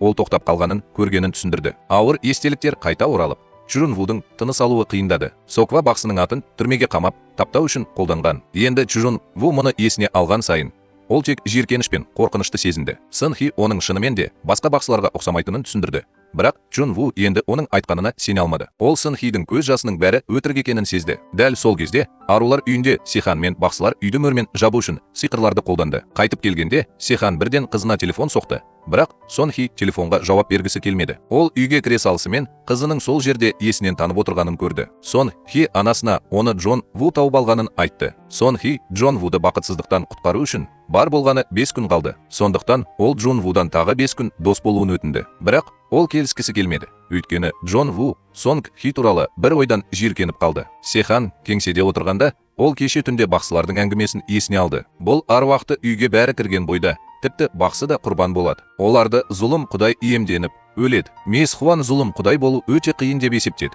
Өйткені зұлым құдай болғысы келетін адам 100 тірі адамды өлтіру керек. Осы кезде Мисс Хуан кенеттен бір нәрсені түсінді. Өлген адамдардың саны жеткілікті дерлік болуы мүмкін бе? Сан бұл туралы түні бойы ойланып жүрді. Хуан мырза оның мазасызданғанын білді. Сондықтан ол оған Сын Хиден Севамен кездесіп жүргенін тікелей сұрауға кеңес берді. Сын Хи кеше түнде болған оқиғаның барлығын шынайы айтып берді. Сева екеуі тіпті фонар биін бірге биледі. Өйткені бұл жұптық би болды. Мисс Ванг мұны естігенде қатты таңғалды. Мүмкін, болашақта Сын Хи Сеханнан да үлкен бақсы болатын шығар. Сехан Сын Хидің Сеоквамен әңгімесін қайталап айтып жатқанын естігенде, Сеокваның мүлде өтірік айтып жатқанын түсінді. Сондықтан кешегі ұлы бақсының қалыптасуы түкке тұрғысыз болып қалды. Өйткені бәрі өз өмірлерін қатерге тігуге батылы бармады. Олар үйдің сыртын ғана мөрлей алады. Бірақ Сокуо топтан бір қадам алда болды. Ол үйге кірген кез келген адамды құрбандыққа айналдыратын қарғысты қолданды. Сонг Хи мен Цзян Ву бір-біріне ренжісе де, келесі күні таңертең оны мектепке дейін күтуге барды. Екеуінің де ашуланғаны сонша, тіпті бейқам Хи Джи де мұны байқап, топтың эссесіне әсер етпеу үшін татуласуды ұсынды. Содан кейін Сонг Хи Джихо мен Цзян Вуды төбеге сүйреп апарды. Ол оларға бақсы болу туралы шындықты айтты. Видеодағы Ге Сок туралы айтып отырған адам, ол Сын Хи 8 жасында өту рәсімінен өтті. Өйткені ол қарапайым студент болғысы келді. Ол мұны құпия ұстады. Сын Хи де Кан Вумен дос болғысы келді. Сондықтан ол өзінің бақсы екенін жасыруға мәжбүр болды. Цзян Ву Сын Хиге ұзақ қарап тұрды. Ол оның неге онымен дос болғысы келетінін білгісі келді. Сын Хи не деп жауап берерін білмеді. Бұл жағдайда ол өзінің сезімін мойындамады. Өйткені Ген Ву Сонг Хиден жауап ала алмады. Сондықтан ол бұрылып кетіп қалды. Се Хидің жүрегі ауырып, жылап жіберді. Ол Ген Вудың 21 күннен кейін өлетіні туралы шындықты айта алмады. Өйткені Сын Хи оны құтқармады. Егер ол қазір осылай айтса, бұл Кен-Вудың қоқан-лоққыларынан еш айырмашылығы болмас еді. Сихан Сяо Хуаны табуға бел байлады. Ван асықпай кофе қайнатып жатқан. Ол Сиханды уақыты мен күш-жігерін босқа кетірудің қажеті жоқ деп ойлады.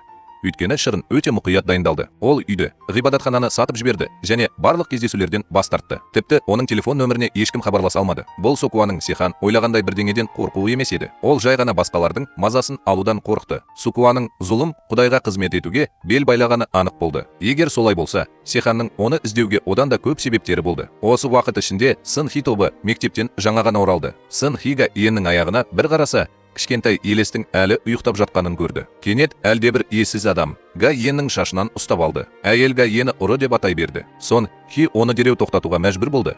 Өйткені ол кішкентай елес жылай бастайды деп қорықты. Баланың жылауы қалыпты жағдай. Бірақ егер ол оны тыныштандыра алмаса, апат болады. Осы кезде кішкентай елес оянды. Ол Гаонның иығына көтеріліп, қатты жылай бастады. Сын Хи оны тыныштандыра алмағандықтан, оған жүгіріп барып, оны қорғау үшін Джон Вудың қолынан ұстау ғана қалды. Бірақ кішкентай елестің айқайы қатты болғаны сонша, Джон Вудың қолындағы кесе сынып қалды. Бәрі шошып, не болғанын түсінбей қалды. Гон салқын түрде бірінші кетуге рұқсат сұрады. Себебі ол слайд шоуды аяқтады. Сон Хи бірдеңе дұрыс емес екенін сезіп, оны тексеру үшін Га Йеннің үйіне баруды шешті. Сол жерде Сон Хи Га Йеннің қуыршақтарға толы бөлмесі бар екенін білді.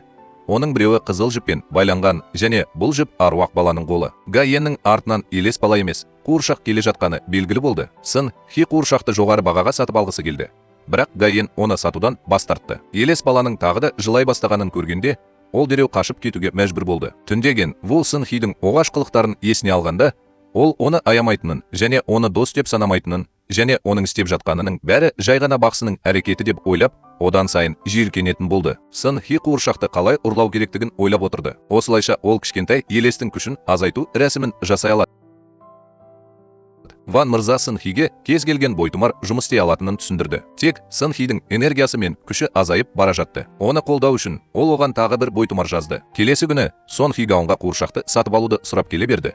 Бірақ Гаон оған су шашып жіберді. Бұл Сон Хидің әбден сулануына себеп болды. Топ жаттығу жасап жатқанда Ген Ву кітап іздеу үшін орнынан тұрды. Сын Хи оның соңынан тез ерген кезде ол бойтұмарды оған жасырғысы келді. Бірақ ол табылды. Чун Ву оның қолынан ұстап қатты құшақтады. Ол Сон Хиге бақсылар туралы бәрін білетінін айтудан тартынбады. Ол оны сиқырлаған болуы керек. Солай ма? Сон Хи ештеңе айтқан жоқ. Егер Чун Ву мұны нақты білсе, оның өткенде басынан кешкендері өте қорқынышты болса керек. Сыртта кішкентай елес тағы да қатты жылай бастады. Кітаптар үйінділері Джон Ву мен Сын Хидің үстіне түсе бастады. Бірақ Джон Ву Сын Хиді мықтап ұстады. Үйілген кітаптар құлап жатса да, ол оны қорғап тұрды. Сондықтан ол мүлдем қауіпсіз болды. Сын Хи ауруханада жатып, жүрегі ауырып, Джон Вуға қарап тұрды. Бейіктің мұғалімі Джон Вуға қарауға келгенде ғана ол Джихомен оңаша сөйлесе алды. Сын Хидің адам кейпіндегі бойтұмар ретіндегі күші жойылды. Ол Ген Вуға қолын тигізсе де, ол енді жұмыс істемейді. Құлаған кітап сөресі де оның басынан өткерген бақытсыздығы болды. Оның басты себебі Ген Ву енді Сон Хиді ұнатпайтын болды. Енді ол оған көмектесудің басқа жолын табады. Ол Джиходан Мисс Ванның соңғы бойтұмарын сақтап қалуын өтінді. Ол мұны Ген Ву ештеңеден күдіктенбеу үшін жасады. Сол түні ауыл басшысы жынды қызды Сын Хиге алып келді. Себам жүктілігінің соңғы айында түсік тастады. Содан бері ол қуыршағы бар екенін айтпады. Бірақ оны жоғалтып алды. Осыдан кейін Сабо іздеуге кетті. Бірақ оны таба алмады. Содан бері Сабо лас қоқыстарды ақтара бастады. Бұл ауыл басшысын қатты ренжітті. Сон Хи біраз уақыт Сабоға қарап, Сабоның ешбір елеске әуестенбегенін түсінді. Ешбір елес жынды адамға ие болғысы келмейді. Осыны айтып, ол ауыл басшысына Сабоны ауруханаға дәрігерге апаруға кеңес берді. Ол сөзін аяқтай салысымен Сон Хи Сайбомның Гавонды неге сонша жек көретінін және Гавонның қуыршағына жіпке кішкентай елес байланғанын сұрады. Сон Хи Сабодан баласын сипаттауды өтінді. Ол оны көк қуыршақ сияқты сипаттады. Сон Хи мәселенің не екенін түсініп, дереу Гавонның үйіне жүгірді. Гавон Сын Хидің түсіндірмелерін тыңдап, бәрін түсіндіргеннен кейін ол қуыршағы Сын Хиді қайтаруға келісті. Ол өкінгенімен қуыршақты Гавен басқа біреуден сатып алған. Кейінірек анасы оны қорқынышты көрінгендіктен лақтырып жіберді. Сайбом оны абайсызда көтеріп алды. Бір күні мектептен үйге келгенде Гаван оны Сабомның бесігінде көріп, оны қайтарып алды. Сын Хи кішкентай елестің қолындағы сызаттарды көргенде оның жүрегі жарылып кетті. Ол үйге келіп, Джихоның оны күтіп тұрғанын көрді. Джихо Жанву үшін адамның бойтұмары болуды шешті. Осыдан кейін Сын Хи сияны ысқылап, Джихоға бойтұмар сала бастады. Оған Кенвудың жанынан көзі, мұрны және аузы бар адамды табу керек болды. Сонда ғана заклинание күшіне енеді. Джихо бөлмесін түгел аралап шыққаннан кейін, ол қатты жақсы көретін роботты байқады. Бұдан былай ол Кенвуға тиесілі болады. Бүгін Сын Хи Себамды табу үшін әр жерден жүгіріп келе жатты. Ақыры ол Кенву қоқыс жәшігінің жанынан Себамды тапты. Осы уақытта ол қоқысты жаңа ғана шығарды. Кенву бейтаныс адамның жылап отырғанын көргенде, ол ештеңе айтпады, тек бұрышта тыныш тұрды. Ол Себамның жылауын тоқтатқанша күтті. Содан кейін оған қоқыс жәшігін ақтармауды бұйырды. Себебі ол өте лас. Содан кейін Кенву үнсіз үйге кірді. Сын Хи алыстан тұрып, не болып жатқанын бақылап тұрды. Ол білмей күлді. Өйткені ол ұнататын жігіт әрқашан сондай мейірімді болатын. Ешкім қалмаған соң, Сын Хи Себамға барды. Ол Себамның назарын аударып, қуыршақты бесікке салды. Содан кейін ол сәби Себамды сүйкімді болғаны үшін мақтады. Себам баласын тапқанда оның да көңіл күйі көтерілді. Енді Сехи баланың неліктен реинкарнациядан бас тартқанын түсінді. Мүмкін оның әлі де анасына деген сезімі бар шығар. Сын Хи кетпекші болғанда, оның ерін далабы Кенвудың қоқыс дорбасына лақтырылғанын көрді. Сын Хи жылап, ерін далабын алды. Аспан жүрегі сыздап, нөсер жаңбыр жауып тұрғандай болды. Осы кезде Сын Хидің басынан қолшатыр пайда болды. Бұл Кенву жүгіріп шығып, ерін далабын алып, оны үйге қайтарғысы келді. Ол жерде Сын Хиді көремін деп ойлаған жоқ. Оған қолшатыр ұстаған кезде оның жүзі әлі де тыныш еді. Бірақ оның бір иығы әлдеқашан суланып қалған. Кенву Сын Хидің суық тигенін қаламады. Сондықтан ол Сын Хиді үйіне шақырып, оған ыстық шай дайындады. Сын Хи естелік фотосуреттерді қарап жатқанда, ол кездейсоқ қорқынышты нәрсені тауып алды. Ол Кенву әжесінің бетіне жын шығару сыйқырын кім салғанын білмеді. Бұл зұлым рухтарды қуып жіберетін заклинание болды, және ол адамдарға қолданылмады. Сын Хи Жанвуға егер бұл тірі адамға жасалса, бұл тек бақытсыздық әкелетінін түсіндірді. Бірақ қызметтің 49-шы күнін аяқтамаған қайтыс болған адаммен бәрі басқаша болды. Бұл оны тозаққа жіберетін күшті қарғыс болды. Сонда ғана Джун Вулсов зиян келтіргісі келетін адамның өзі емес, әжесі екенін түсінді. Сын Хи мұның бәрін кім жасағанын білгісі келді. Ол олардан қарғысын алып тастауды, тазарту рәсімін өткізуді. Содан кейін оны босату үшін дұға етуді сұрағысы келді. Осылайша әжесі жақсы жерге түсіп, фотосуретті өртеп жіберудің қажеті болмас еді. Кенву Сон Хиге сол күні кешке онымен бірге билеген адам осы суретті салған адам екенін айтты. Сын Хи абдырап, анасы мен Ван мырзаның айтқанын есіне алды. Шоу шынымен де қорқынышты бақсы болды. Кенву Сын Хиді шоумен жақын деп ойлады. Бірақ ол оның оған неге соншалықты жақсы қарайтынын түсінбеді. Джуну Сын Хиден онымен ойнауды доғаруын өтінді. Ол тізе бүгіп, оны аямауын өтінді. Сын Хидің көз жасы оның бетінен домалап кетті. Кетер алдында ол Цзан Вуға соңғы сөзін айтты. Ол сенбейтінін білсе де, сол түні қараусыз қалған үйде Сын Хи бақсы Сохвамен алғаш рет кездесті және оның ешкімді алдауға ниеті жоқ еді. Сондықтан Цзан Ву оған бұлай жалынбауы керек еді. Сын Хи кете салысымен Кенву автобуспен Севаның телефон нөмірін сұрау үшін әкесінің үйіне барды. Джихо Кенвудың соңынан еріп, алыстан бақылап отырды. Осы кезде Сын Хи күл сақталған үйге келді.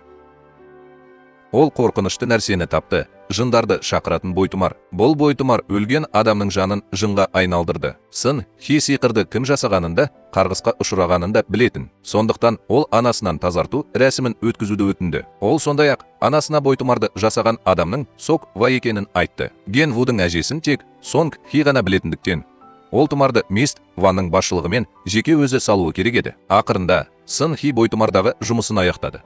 Ол бойтұмарды өртеп, сиқыр жасады. Осы жағынан Кенву Севаның телефон нөмірін сұрап, онымен кездесуді сәтті ұйымдастырды. Кенву тікелей Севадан әжесінің қарғысын алып тастауын өтінді. Мен Джун Вудың соншалықты батыл болғанын көргенде біраз таңғалдым. Ол өзі жасаған бойтұмарды алып, маңдайына жапсырды. Алайда қуыршақ бойтұмарының күші оны тоқтатты. Соква біреудің Джун Вуды қорғап тұрғанын білген. Сондықтан ол бірден оның үйіне барып, әжесін тазарту рәсімін өткізуді ұсынды. Оның басты мақсаты оны қорғайтын қуыршақты табу болды. Соква мен Джун Ву көлікпен кетіп бара жатқанда, Джихо тез арада Сын Хиге телефон соқты. Кенву әжесінің тазару рәсімінен кейін Сын Хи шаршап қалса да, Джихоның қоңырауын көргенде бір жамандық болып жатқанын түсінді. Секва мен Кенву оның үйіне жаңа келген кезде, ол тоқтауды сұрай берді. Кенву оның арам ниетінен бейхабар болғандықтан оған кілтті берді. Секва есікті ашып, Джон Вудың бөлмесіне кіргенде, ол іздегенін көрді. Алайда ол роботты алып үлгермей жатып, Сын Хи ішке кіріп, оны қайтарып алды. Ол оны Жанвуға берді де, оған қамқор бол деп айтты. Сын Хи Соквамен оңаша сөйлескісі келді. бірақ ол қыңырлықпен үйде қалғысы келді. Соква тіпті Кан-вудың қолын өзіне тартып, әжесінің суреттерін пайдаланып, оған қысым көрсетті. Сын-хи өзінің күшін көрсеткенде ғана Соква біраз уайымдап сөйлесуге баруға келісті. Сын-хи Сокваның Ген-ву мен оның әжесін азаптағысы келетінін және оның бүгін мұнда жанын тазарту үшін келмегенін жақсы білді. Өйткені мұны істегісі келетін кез келген бақсы мұны істей алады. Оны тазарту үшін қасиетті су, хош иісті заттармен шам жасау керек еді. Бірақ Соки тек от әкелді. Үйде отырған Ву бәрін естіді. Енді ол Соки Кваның қатыгез адам екенін білді. Ол әжесімен түскен суреттерді мұқият сақтағанымен Ген-ву оларды өз қолымен өртеп жіберді. Ол Шырынның лас қолдарының әжесіне қайта тигенін қаламады. Әзірге Шырын бұдан былай бұл жерде қалғысы келмеді. Дәл қазір басты залда Сихан тазарту рәсімінің қалған кезеңдерін орындап жатыр. Ван мырза оның мәйітке қолын тигізгенін көргенде шошып кетті. Содан кейін Сихан инені саусағының ұшынан қанға шаншып, сиқыр жасау үшін төмен түсірді. Мисс Ван генерал Сиханды өзінің асыл қанын қарғыс айту сияқты төмен нәрсеге пайдалануға батылы барғаны үшін жазалайды деп қорықты. Алайда Сихан бәрін бұрыннан білетін. Қарғыс айту екі қабір қазу. Бірі басқа адамға, екіншісі қарғаған адамға. Егер Сихан Сеокваның қабірін ашқысы келсе, ол өз қабірін ашуы керек еді. Сихан ойланбастан қағазды бүктеп өртеп жіберді. Қара аура ақырындап көтеріліп, өлтір деген сөзді тудырды. Содан кейін ол тез ұшып, Сеохуаны іздеп кетті. Саохуа мен Сын-хи сөйлесіп тұрғанда, Сын-хи оның бағытында ұшып бара жатқан өлімге әкелетін аураны байқады. Ол тікелей Саохуаның жанынан өтіп бара жатып, оның есінен танып қалды. Саохуаның айналасында сиқырлар естілді. Оның құлағынан қан шығып жатыр. Сын-хи ақырын жүріп, Сеохуаға құдайына сыйынуға кеңес берді. Ол Сеохуаның құдайға емес, жынға байланғанын және бақсыларға жындарға қызмет етуге рұқсат етілмейтінін білді. Сондықтан Сео өз құдайынан кешірім сұрап, қайтып оралуын сұрау керек. Сондықтан Ка ашуланып айқайлады. Оның қатты жараланғаны сонша, ол енді жүре алмады. Ген-вудың бұл келеңсіз кезеңнен өтуіне 2-ақ күн қалды. Ол кезде ол енді бақсымен айналысудың қажеті жоқ. Ал Ген-ву қайтадан қалыпты адамға айналады. Күн өткен сайын бейбіт өмір сүріп жатқан Чжун-ву өзінің өмірінде асыл адамды кездестіру бақытына ие болғанын білмеді. Су-ква ашуланып, арулар үйіне қайтты. Ол барлық тосқауыл сиқырларын жұлып алып, қуыршақты қанға малынды. Ол тек басқа адамға құрмет көрсету керек еді. Ал үйдегі қорқынышты жаратылыс жынға айналады. Ол Сеохуаны басқаратын басты құдайға айналады. Келесі күні таңертең Джиан-ву елесті көрген сайын өзін жайсыз сезінбеу үшін Сонг-хи Джихоға дереу жүгіріп барып, оған қолын тигізу туралы белгі берді. Қуыршақ оқиғасынан кейін Гай ин бірте Сонг-хи туралы жағымды әсер қалдырды. Ол әрқашан Сонг-хиден елестерді табуға және суретке түсіруге көмектесуін сұрауға, немесе елестерді суретке түсіруін сұрауға мүмкіндік іздеді. Кун-ву Сонг-химен татуласқысы келді, бірақ оның мұндай мүмкіндігі болмады. Волейбол сабағында Гай ин үнемі камерасын көтеріп, елестерді суретке түсіретін. Бұл орын алған сайын Сын-хи Чихо колоннаға тиіп кетуі үшін қол соғуға мәжбүр болды. Волейбол ойынының соңына дейін Гаон Сын-хидің камерасын көрсетті. Сол кезде Сын-хи баскетбол алаңында бет әлпетсіз елестердің көп екенін байқады. Сын-хи бұл туралы анасына хабарлау үшін дереу үйіне қайтты. Бет әлпеті жоқ елестер әдетте зиянсыз, бірақ олар топтастырылған кезде олар өте қауіпті болады. Бұл иесінің оларға жаңа келбет беретінінің белгісі. Бет әлпетсіз елестер Зұлым құдайдың туған күнін тойлайтын алғашқы топ. Ал зұлым құдайға айналғалы тұрған адам Сео. Қараңға түскенге дейін Сон-хи мен Мист Хуан арулар үйіне келді. Осы уақытқа дейін бет әлпеті жоқ әскер оларды көптен күтті. Олар сиқыры жоқ елестер еді. Сондықтан оларды жеңу өте оңай болды. Біраз уақыттан кейін олардың бәрі жеңіліп, жоғалып кетті. Енді үшеуіне ағаш адамның басын табу керек болды. Егер олар оның қарғысынан құтылмаса, жындар келе береді. Қысқа іздеуден кейін Ван мырза ағаштың басын тапты. Сон-хи алақанына 2 рет тілік жасап, ағаштың басынан ұстап алды. Оның бұл әрекеті сәл батыл және батыл болды. Бұл оның анасында Хуан ханымды да таңғалдырды. Сехан Сонг-хиді бала кезінен тәрбиелеп өсірді. Сондықтан ол қызының өсіп, талантты болып өскенін мақтан тұтты. Өйткені Чихо Цзанвуды жақсырақ қорғағысы келді. Ол күні бойы Цзанвудың қасында болды. Бұл ғана емес, Чихо тіпті оның үйінде түнеді. Цзанву Чихоның әрекетін Сын-хи басқарғанын түсінді. Ол бұдан былай одан бас тартпады. Керісінше, Сын-хиге аздап жаны ашыды. Кен-ву Сын-хидің 8 жасында түсірілген бейнежазбасын көргеннен бері оның бақытсыз өмір сүргенін түсінді. Келесі күні таңертең Джин Ен түрмеден жаңа шыққан әкесі оны ұрып тастады. Сондықтан ол енді мектепке баруға батылы бармады. Джин Ен жаңа ғана анасына қоңырау шалғанда, әкесі оны қуып жетіп, қашып кетуге мәжбүр болды. Джин оны алдынан аңдыған үйді көргенде, басқа ештеңе ойлай алмай, есікті бұзып, жасырыну үшін ішке жүгірді. Осы кезде оқиға орнына Джиннің әкесі Бак Хеде келді. Алайда, ол көптеген бойтұмарларды көрді. Сондықтан ішке кіруге батылы бармады. Ішке қараса, ұлын көрмесе, басқа жаққа қарауға кетті. Джин әкесінің кеткенін білгенде жеңілдеп күрсінді. Ол енді кетейін деп жатқанда, бөксесінің астынан сақина тауып алды. Джин оны қызыға қарап, оның денесінен электр тогы өтіп бара жатқандай сезінді. Осыдан кейін Джиннің денесін жын тез басып алды. Джин оны апатқа ұшыраған бойда Боки иті бірден мектепке жүгіріп келіп, Сон Хиге ескерту үшін бірнеше рет үреді. Сон Хи арулар үйінің сынған есігін көргенде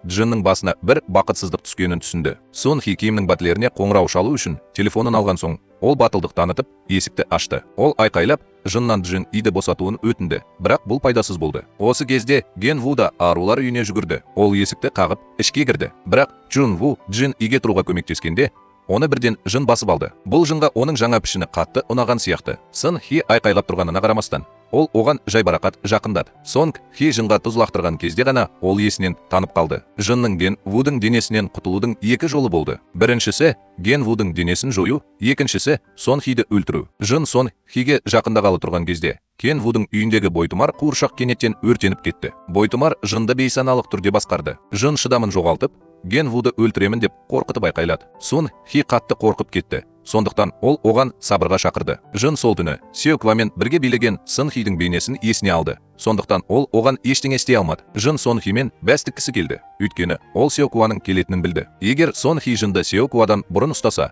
ол оның тілегін немесе оның қалағанын орындайды. Сон Хи жынның шарттарын қабылдады. Содан кейін ол көзін жұмып, бірден 10-ға дейін санады. Осы кезде жын есікті бұзып, аруақты үйден жүгіріп шықты. Бұл кезде Сихан мен Тан ханым аруақты үйге жақындап келе жатқан еді. Сихан Цзан Вудың жүгіріп күліп тұрғанын көргенде, оған жын кіріп кеткенін түсініп, жүгіріп шығып кетті. Сихан алдымен киімнің батлерін Мист Хуанмен бірге арулар үйіне жіберіп, өзі Жанваны қуып жіберді. Сын Хи мен Мис Хуан Джинванды тазартқаннан кейін ол сауығып кетті. Уайымдайтын жалғыз адам Жан Ву. Бұл жынның сыртта жүргеніне көп уақыт өткендіктен, ол өзін бәрімен таныс емес сезінді. Жын көшеде келе жатып, беменді мазақ етіп жүрген бір топ бұзақыларға тап болды. Сондықтан жын бұзақылармен күресуге асықты. Содан кейін ол бұрылып, Беменнен мектепке қалай жетуге болатынын сұрады.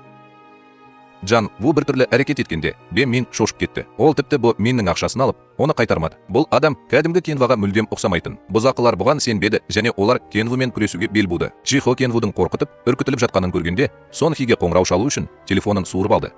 Бірақ Чихо оны мазалағысы келмеді. Сондықтан ол бұзақылармен өзі айналысты. Чихо Сын Хидің Кен Вуға жақындамау керектігі туралы нұсқауларын ұмытып кетті. Чихо да Цзан Вудың қазіргі уақытта жын шайтанға құмар екенін білмеді. Өйткені ол дәл осы Цзан Ву деп ойлады. Чихо әлі де өте қарапайым адам еді. Жын Сон Хиді жақсы көретінін түсіну үшін Чихоға бір қараса болғаны. Чихо басқа адамның айтқаны дұрыс екенін көргенде ұялып қалды. Ол әңгіме тақырыбын бірден өзгертіп, Чжун Вуды ойнауға шақырды. Чихо дәретханаға бара жатқанда, жын ойын алаңында серуендеп жүрген. Жалған кадрлар оның басын ауыртып алғаны сонша, ол жерге құлап түсті. Жын өткен өмірінде ұрыс даласында қаза тапқан сарбаз болғандықтан, ол оқ атудан қатты қорқатын. Жын басынан ұстап, тоқтаусыз дірілдеп тұрды. Осы кезде Сын Хи бір жерден жүгіріп келіп, оның қолынан ұстап алды. Ол ақыры жынды Севаның алдынан тапты. Сын Хи оның алғашқы уәдесін орындағанын қалады. Сын Хи жыннан Кан Вуды аямауын өтінді. Ол сондай-ақ Кан Ву оның алғашқы махаббаты екенін мойындады. Ол оған қатты ұнайтын адам еді. Осы кезде кенеттен Кан Ву сөйлей бастады. Ол өзінің бек Кан Ву екенін және басқа ешкім емес екенін айтты. Мұны естіген Сын Хи шошып кетті. Ол оның қолын бейсаналық түрде босатты. Бірақ Цзан Вудың денесіне жын қайта кірді. Осы оғаш жағдайға байланысты Сын Хи ештеңені түсіне алмады. Ол Кенваны үйіне әкелуге мәжбүр болды. Сонда Сихан онымен айналысады. Сихан есікті ашса, қызы мен Кенваның қол ұстасып тұрғанын көрді. Киімнің батлері сыйлықтарын жайып болған соң, Канву да байланып қалды. Мейсван Сон Хиден оның қолын алып тастауын өтінді. Ол қолын тартып алған кезде жын қайтып келді және оның қатыгез көзқарасы Хуан мырзаны шошытты. Сын Хи жынның жолын кесу үшін оған бірден қолын тигізді. Ешкім тірі бойтұмар соншалықты тиімді болады деп ойлаған жоқ. Қазіргі уақытта Ген Ву әлі де бар және ол Хан жыннан құтылған кезде ғана құтқарылды. Үшеуі әртүрлі әдістерді қолданғанымен жын Ген Вудың денесінен кетуден қорықпады. Керісінше, бұл оған рахат сыйлағандай болды. Хан мен Хуан мырза басқа нұсқаларды талқылап жатқанда жын шешініп қашып кетті. Бақытымызға орай, Сын Хи оны ұстап алды. Ал Цзан Вудың жаны бірден оның денесіне оралды. Сын Хи қатты жылады, өйткені бүгін соңғы күн болды. Ал Цзан Ву әлі де сәтсіздігінен арыла алмады. Сын Хи шынымен де оны құтқару үшін барын салды. Оның жылағанын көргенде бәрі қатты әсер етті. Өйткені жын тым күшті және өте айлакер болғандықтан бәріне тура келді. Цзан Ву мен Сонг Хидің қолдарын біріктіріңіз. Бүгін Цзан Вуды іздеп келе жатып, Сихан Сокуамен кездесті. Алайда ол Сиханның қылышын жеңіл тигізгеннен кейін есінен танып қалған. Жаман карманың жиналуы да сау денені қажет етеді. Алайда шырын қылыштың ең кішкентай жанасуына да шыдай алмады. бірақ ол мұндай қатыгездікке батылы барды. Ол арулар үйінде жасырынған жыннан тым көп үміт күткен сияқты. Содан кейін Ван мырза Сеханның шынымен де абайсыз екенін сезді. Ол оның жын мен бақсының қызметшісін неге бір үйде ұстайтынын түсінбеді. Өйткені бұл кез келген уақытта апатқа әкелуі мүмкін. Сол түні Джиан Ву ұйықтай алмады. Сын Хидің жүзін өзіне өте жақын көргенде кенеттен жүрегі қатты соғып кетті. Алайда құлып босатылғандықтан олар келесі күні таңертең ерте ажырасып кетті. Жын Хуан мырзаның көйлегін ұрлап көшеде киіп алған. Оның барғысы келген бірінші жері Кванг мектебі. Жын мектеп қақпасының алдында тұрғанда жүгіріп келе жатқан мұғалімді кездестірді. Мұғалім бұл адамды жанва деп ойлап, оны киімін ауыстыруға апарды. Содан кейін ол жынды жаттығуға апарды. Жын Садақ атуға қатты қызығатын. Ол бірінші атуды жіберіп алғанымен, кейін атқан жебелерінің бәрі нысанаға тиді. Жынға бұл дененің не істеу керектігін автоматты түрде білетіні қызық болып көрінді. Ол Ген Вудың өте жақсы садақшы екенін болжады. Ген Вудың бүгінгі мінез құлқы Бейктің мұғалімін және басқаларды таңғалдырды. Сол кезде Сын Хи жынның қашып кеткенін білді. Ол Ген Вудың үйіне жүгірді, бірақ оны таба алмады. Боки ит бәрін түсінгендей болды. Ол да бірнеше рет тез үре бастады. Сон Хиге оның соңынан еруді ұсын. Мұны көрген ол бірден Бокидің атын атап, артынан жүгірді. Жақын жерде тұрған Джин ен абдырап қалды. Өйткені ол Сын Хидің итінің атын шақырғанын анық естіді. Джи Хо мектепке жақында ғана келді. Ол Цзан Вудың садақпен атып жатқанын көрді. Алайда Цзан Вудың әрекеті оған бірдеңе дұрыс емес екенін сездірді. Джи Хо жақындап келіп, Цзан Вудың атын атады. Жын оны таныған сияқты. Ол жебесін жауға салқын қандылықпен бағыттады. Джи Хо шошып кетті де, оның алдында Джинг Ли Ву тұрма деп сұрады. Солай ма? Жын садағын қойып, Джи Ходы қатты тепті де, қашып кетті. Осы кезде Сын Хи де мектепке келді. Ол пижама кигендіктен Бек мұғалімі Сын Хиге садағы ату спортшысының костюмін ауыстыруды ұсынды. Сын Хи келгенде жын қоймада болды және отты елеспен күресуге дайындалып жатты. Жын Сын Хидің оны ұстағысы келетінін біліп қашып кетті. Екеуі бір-бірін біраз уақыт қуып жүрді, бірақ бәрібір нәтиже болмады. Сын Хи оны зұлым рух деп атаудың дұрыс емес екенін түсінді. Сондықтан ол жынға ат қоюды шешті. Ол бұрын Бонг Су ауданындағы қараусыз қалған үйде тұрғандықтан Сын Хи оны Бонг Су деп атайтын. Бұл жын онша талғампаз емес сияқты көрінді. Оған бұл есім өте әдемі болып көрінді және ол келісті. Сонг Хи жынның оның айласына түсіп қалғанын көрді. Сондықтан ол Бонг Су есімін қатарынан 3 рет атады. Бұл рухты заклинание қарапайым шақыру заклинаниясы арқылы бөгеп тастады. Егер бақсы жынның атын 3 рет атаса және жын 3 рет жауап берсе, онда ол белгілі бір уақытқа бағынуға мәжбүр болады. Бонг көп ұзамай оның алданғанын түсініп, қатты ашуланды. Сын Хи оған қиындық туғызуға жол бермеді. Ол тез арада Цзан Вудың қолынан ұстап, оның жанын қайтарып алды. Алайда, екеуі де әзірге үйлеріне бара алмады. Өйткені Сехан Сеохуаны қарғыстан тазарту рәсімін өткізіп жатқан еді. Егер ол Сеохуаны қарғыстан босатпаса, ол өзінің барлық өміршеңдігін жоғалтады және өледі. Сехан нағыз бақсы болғандықтан, ол бұған жол бермейді. Сеохуа бұрын қандай зұлымдық жасаса да, қазір ол әбден тозған. Ол үйге бара алмайтындықтан, Сун Хи өзіне қамқорлық жасау керек еді. Егер ол Цзан Ву екеуі осылай қол ұстасып жүре берсе, достары олардың қарым-қатынасын дұрыс түсінбес еді. Сондықтан Цзан Ву ауырып қалғандай кейіп танытуды ұйғарды. Ал Сонг Хи оны қолдау үшін қасында қалады. Алайда, ол ойлағандай бәрі ойдағыдай болмады. Джин ең күтпеген жерден жүгіріп шығып, Сонг Хидің қолынан ұстап алды. Сосын ол Боки иті туралы қайдан білетінін сұрай берді. Ян Ву Джиннің дөрекі әрекет еткенін көріп, Сон Хиді қорғағысы келді. Екі бала дауды жалғастыра берді. Бұл Сон Хидің не істерін білмей ортасында қалуына себеп болды. Осы кезде Джи Хо да жүгіріп келіп, Сон Хидің көмек сұрап сигнал беріп жатқанын көрді. Ол Джиян Вуды есінен танып қалды деп ойлады. Сондықтан Джи Хо оны бірден өзімен бірге алып кетуге асықты. Сонг Хи не болып жатқанын дәрменсіз бақылап отырды. Бонг Судың жаны бірден Цзан Вуға көшті. Бонг Су Джи Хоның ішінен қатты ұрып қашып кетті. Сонг Хи Джиннонға Боки иті туралы айтқаннан кейін ол бірден Бам Суды іздеп жүгірді. Оның бе мұғалімінің қасында тұрып, садақ ату жарысына жазылып жатқанын көргенде, ол қатты уайымдады. Бам Су Джун Ву болып қайта өмірге келу үшін оның қолынан ұстағанда, Сонг Хи одан бетер таңғалды. Содан кейін ол тіркеу парағындағы қалған бос орынды өз қолымен толтырды. Содан кейін Джун Ву Сонг Хиді шатырға сүйреп апарды. Джун Ву оған Бон Сумен келісім жасасқанын түсіндірді. Бон Суға тек Джудың денесі керек еді. Ал Чу не істегісі келсе, соны өз қалауынша істейтін еді. Сонг Хи Чудың өте қауіпті екенін сезді. Ол оған ештеңе болмайды деп сендірді. Өйткені Сонг Хи Цзан Вуды бүгінгі күнге дейін тірі қалдыру үшін қолдан келгеннің бәрін жасады. Сол сәттен бастап ол оның қорғаушысы болғысы келді. Джун Ву мойындағанға дейін Сонг Хи оны үнсіз ғана құшақтай алатын. Ол ертеңгі күннің не әкелетінін білмеді. Бірақ Джун Ву оның қасында қауіпсіз болғанша бұл жеткілікті болды. Чи Хо Сын Хи мен Джун Вудың үнемі қол ұстасып тұрғанын көргенде қатты қызғанатын. Ол неге Цзан Вудың бойтұмары екеніне таңғалды. Бірақ неге оның қолын бұлай ұстай алмады? Джи Хоның энергиясы Бонг Суға қарсы тұруға жеткіліксіз болғандықтан Джи Хоның роботы да бұзылды. Енді Джун Вуды тек Сонг Хи ғана қорғай алды. Мұнда небәрі 3 адам болғандықтан Джун Ву Сонг Хиге деген сезімі бар екенін мойындады. Алайда Джихо ашуланбады. Өйткені Джун Ву Сонг Хиге деген сезімін ашық білдіріп, Джихо Джун Вудың оған шынымен лайық екенін сездірді. Мектептен үйге келе жатып, Сонг Хи екеуіне де ыңғайлы болу үшін таңғышты шешуді ұсынды. Осы кезде Сын Хи оны бір көргеннен жақсы көретінін мойындады. Джон Ву да қашан екенін білмей, оған әсер еткенін мойындады. Джихо Джон Вуды жек көрмесе де, ол шын мәнінде олар үшін дұрыс жұп емес еді. Көп ойланғаннан кейін Джихо Сонг Хиге деген сезімін мойындауға шешім қабылдады. Ол Джихоның сезіміне мән бермегені үшін өзін өте кінәлі сезінді. Джихо оның сезімдері Цзан Ву пайда болғаннан бері ең айқын бола бастағанын түсінді. Ол Джон Вудың бойтұмарына айналды. Сын Хидің кесірінен оған Сын Хи қатты ұнады. Бірақ егер Ген Ву қайтыс болса, оның жүрегі жараланған болар еді. Сол кезде Сын Хи Бонг Суды сылтау ретінде ғана қолдана алатын. Бонг Су Ген Вудың денесінен алынғанша күте тұрмыз. Содан кейін үшеуі бұл туралы сөйлесуді жалғастырады. Бұл жолы Сын Хи тым тез тұрғандықтан ол Ген Вудың қолынан ұстауды ұмытып кетті. Бон Су Ген Вуға кіріп,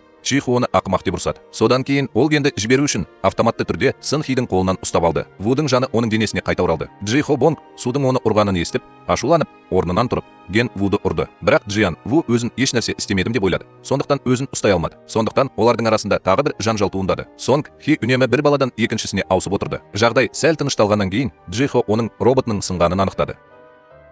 Бұл оның жүрегін жарып жібергенде әсер қалдырды. Сол түні Джиан Ву мен Сын Хи үйге келгенде, ол әлі де Ген Вудың қолын байлап, оның қасында ұйықтауға рұқсат беруі керек еді. Ол мұның ешқандай әсер етпейтінін білмеді. Ал Сеок Васиханның қарғысынан сәтті айығып кетті. Сеоканың есін жиып, өкінуіне уақыт беру үшін Сихан оны намазханада қалдырды. Ол есептегендей, Сеоква бұқаның дәл сағатында әрекет ете бастады. Дәл осы сағатта жындар ең белсенді болатыны белгілі болды. Ген Вудың жаны енді Бонг Суға тиесілі болды. Ол автоматты түрде қолын шешіп, Сау Хуамен кездесуге шығуға дайындалды. Бонг Су Сын Хидің қатты ұйықтап жатқанын көргенде, оның әдемі жүзіне тамсану үшін бір сәтке кідірді. Бонг Су есіктің сыртында Сау Хуаның даусын естігенде кенет орнынан тұрды. Әдетте Бонг Су біреуді иемденгенде ол адам есте сақтау қабілетін жоғалтады. Бірақ Цзян Ву ерекше жағдай болды. Оның денесі өте ерекше болды. Мүмкін Цзян Вудың бақытсыз болғаны сонша, ол есте сақтау қабілетін жоғалтпаған шығар. Соква Бонг Судан оның қорғаушы періштесі болуға дайындалуын өтінді. Бонг Су адам ағзасында неғұрлым ұзақ тұрса, ол денеден шыққан кезде өлім азабы соғұрлым шынайы бола бастады. Со Бонсқа бойтұмарда сыйлады. Оның өлім азабын жеңілдететін әсері бар. Бонг Су бойтұмарды алып, аяусыз лақтырып жіберді. Енді Бонг Су әлі де Цзан Вудың денесінде қалғысы келді.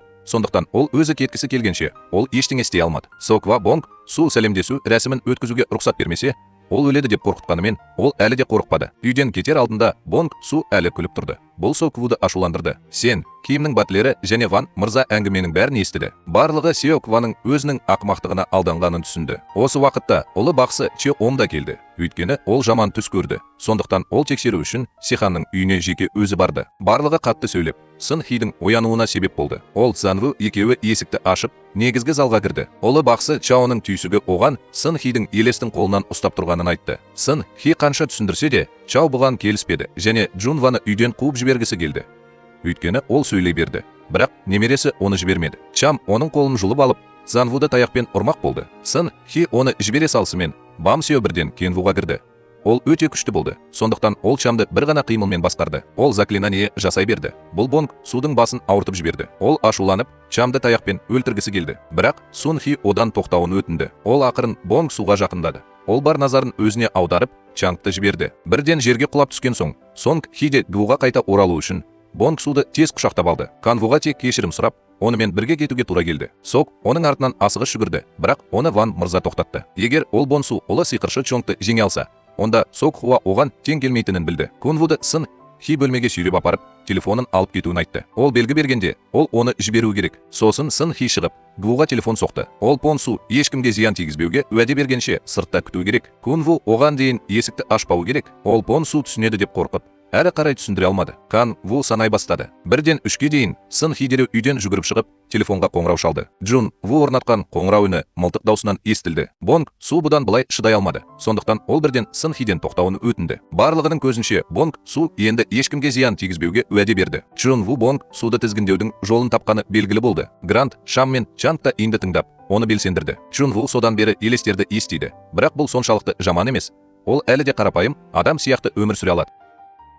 Чанг сонымен қатар Джунвуға елестер адамдарға құлақтан, содан кейін көзден, ауыздан және ең соңында мұрнынан бастап дененің әрбір бөлігінің ретімен енетінін айтты. Есту, бұл елестер, көру, елестерді көру. Егер сен аузыңды ашсаң, онда олармен сөйлесуге болады. Ақырында иіс сезу, елестердің иісін сезу. Кунву елестердің иісін сезген бойда ол енді қарапайым адам бола алмады. Кунву елес болуы мүмкін және керісінше, елестер оған айналуы мүмкін. Алайда Чанг Занвудың ештеңеден қорқуын қаламады. Егер Кунву қандай да бір өзгерісті сезінсе, ол бұл туралы барлығына дереу хабарлауы керек. Сонг Хи Чактың Кенвуды елес деп атағанын естіді. Сондықтан ол Чангқа оған жүгіну тәсілін өзгертуді ақырын еске салды. Ол жиенінің Кенваны қорғағысы келетінін түсінді. Сондықтан ол одан кешірім сұраудан тартынбады. Сын Хи басын бұрып Сохуаға қарады. Ол Сохуаның мұнда не істеп жүргенін сұрағысы келді. Сол кезде Ван ханым бәрін түсіндіріп берді. Сохуа Сын Хидің үлкен әпкесі болатын. Басқаша айтқанда, Сохуа да Сеханның асырап алған қызы болған. Бірақ Сехан екеуі қарым-қатынастарын үзгендіктен ол жай ғана Сон Хидің бұрынғы әпкесі болды. Пон Су өзінің қабірін мектептен табу керек болғандықтан Сон Хи мен Гу келісіп, оған үзіліс кезінде Занвудың денесін иемденуге рұқсат берді. Алайда Занву садақ атуды үйреніп немесе жаттығып жүргенде Пон Су мойынсұнғыш болуы керек еді. Занву жарыс күніне небәрі 7 күн қалды. Сондықтан Пон Су өзінің естелік тасын табуға мәжбүр болды. Пон Су кітапханадан кітап іздеп жүргенде үкімет оның қабірін Чуо саябағына көшіргенін түсінді. Сол түні Су Ква Пон Суға өз ойын өзгертуге кеңес берді. Егер Пон Су Джунвудың денесінде қала берсе, оның жаны ерте ме, кеш пе жоғалып кетер еді. Пон Су мұны естігенде қатты күлді. Қамқоршы рухсыз Пон Су Ква бақсы бола алмас еді. Өйткені оның қамқоршы рухы оны тастап кетті. Сондықтан Пон Су Кваға оны қорқытпауға, керісінше оған жақсырақ қарауға кеңес берді. Ква қатты ашуланды, бірақ ол ешқашан Пон Сумен күресудің жолын таппады. Ол бөлмесіне оралып, жоспарлай бастады. Сол кезде Сын Хи қатты уайымдады. Өйткені жарыс күні жақындап қалды.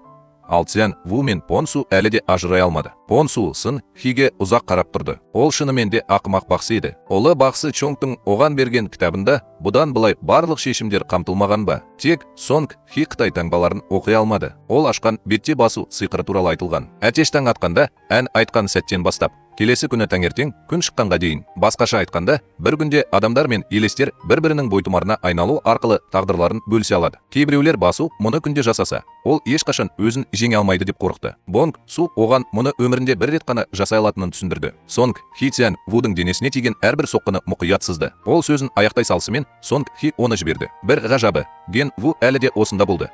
Сондықтан Бон Су ертең таңертеңге дейін көрінбейді. Ол тіпті Цзанвуға қорғаныш қуыршақ сатып алғанына сенімді болу үшін. Бірақ Сонг Хи кездейсоқ оның етегін басып, Цзанвудың құшағына түсіп, оларды сүйіп қала жаздады. Сева оны шайтанмен біріктіретін бойтұмар жасауға шешім қабылдады. Ол енді мақсатына жету үшін кез келген әдісті қолдануға дайын болды. Сева сиқыр жасап жатқанда Кунвудың басынан бір оқыс оқиға болды. Оның көздері кенет бұлттанып, нысананы енді анық көре алмады. Осы кезде Сын Хи Кенваның көңілін көтеру үшін жүгіріп келді. Екеуі қол шапалақтағаннан кейін Кенву айналасында көптеген елестердің пайда болғанын көрді. Оның алдында тұрған Сун Хи әдемі бақсыға айналды. Кону Ин мен Янға көзі ашылғанын түсінді. Ол жындар оның құлағын, көзін, аузын және мұрнын иемденгенде бұл оңай болмайтынын білді. Ган бұл бірдеңені естігенде оған оңай сенеді. Әсіресе жындардың сөзіне. Оларды көргенде ол өзін жалғыз сезінеді. Өйткені ол адамдарға елесті көргенін айтқанда оған ешкім сенбеді. Бойдақ болғаны сонша жындармен дос болуға келіскен адамдар болды. Бірақ жындар адамдармен бір ғана себеппен дос болды. Яғни олар мүмкіндікті пайдаланып адам денесін иемденгісі келді.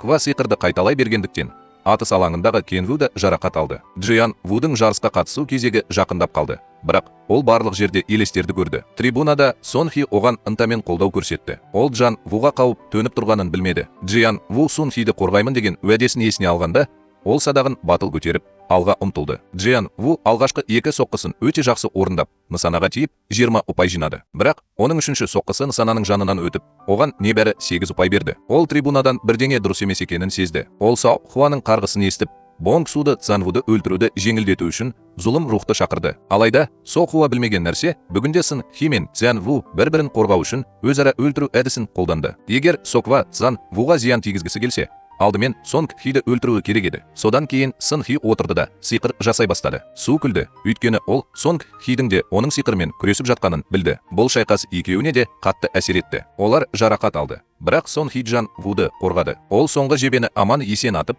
10 ұпай жинады. Алтын медаль Цзян Вуға тиесілі болды. Бірақ қазір әжесі онымен бірге тойлауға жақын емес еді. Бақытымызға орай, оның командаластары әлі де Цзян Вудың қасында болды. Олар оның талантын шынымен мойындаған достар еді. Сонг Хи барлығымен суретке түсіп болған соң, ол бірден үйіне қайтуға рұқсат сұрады.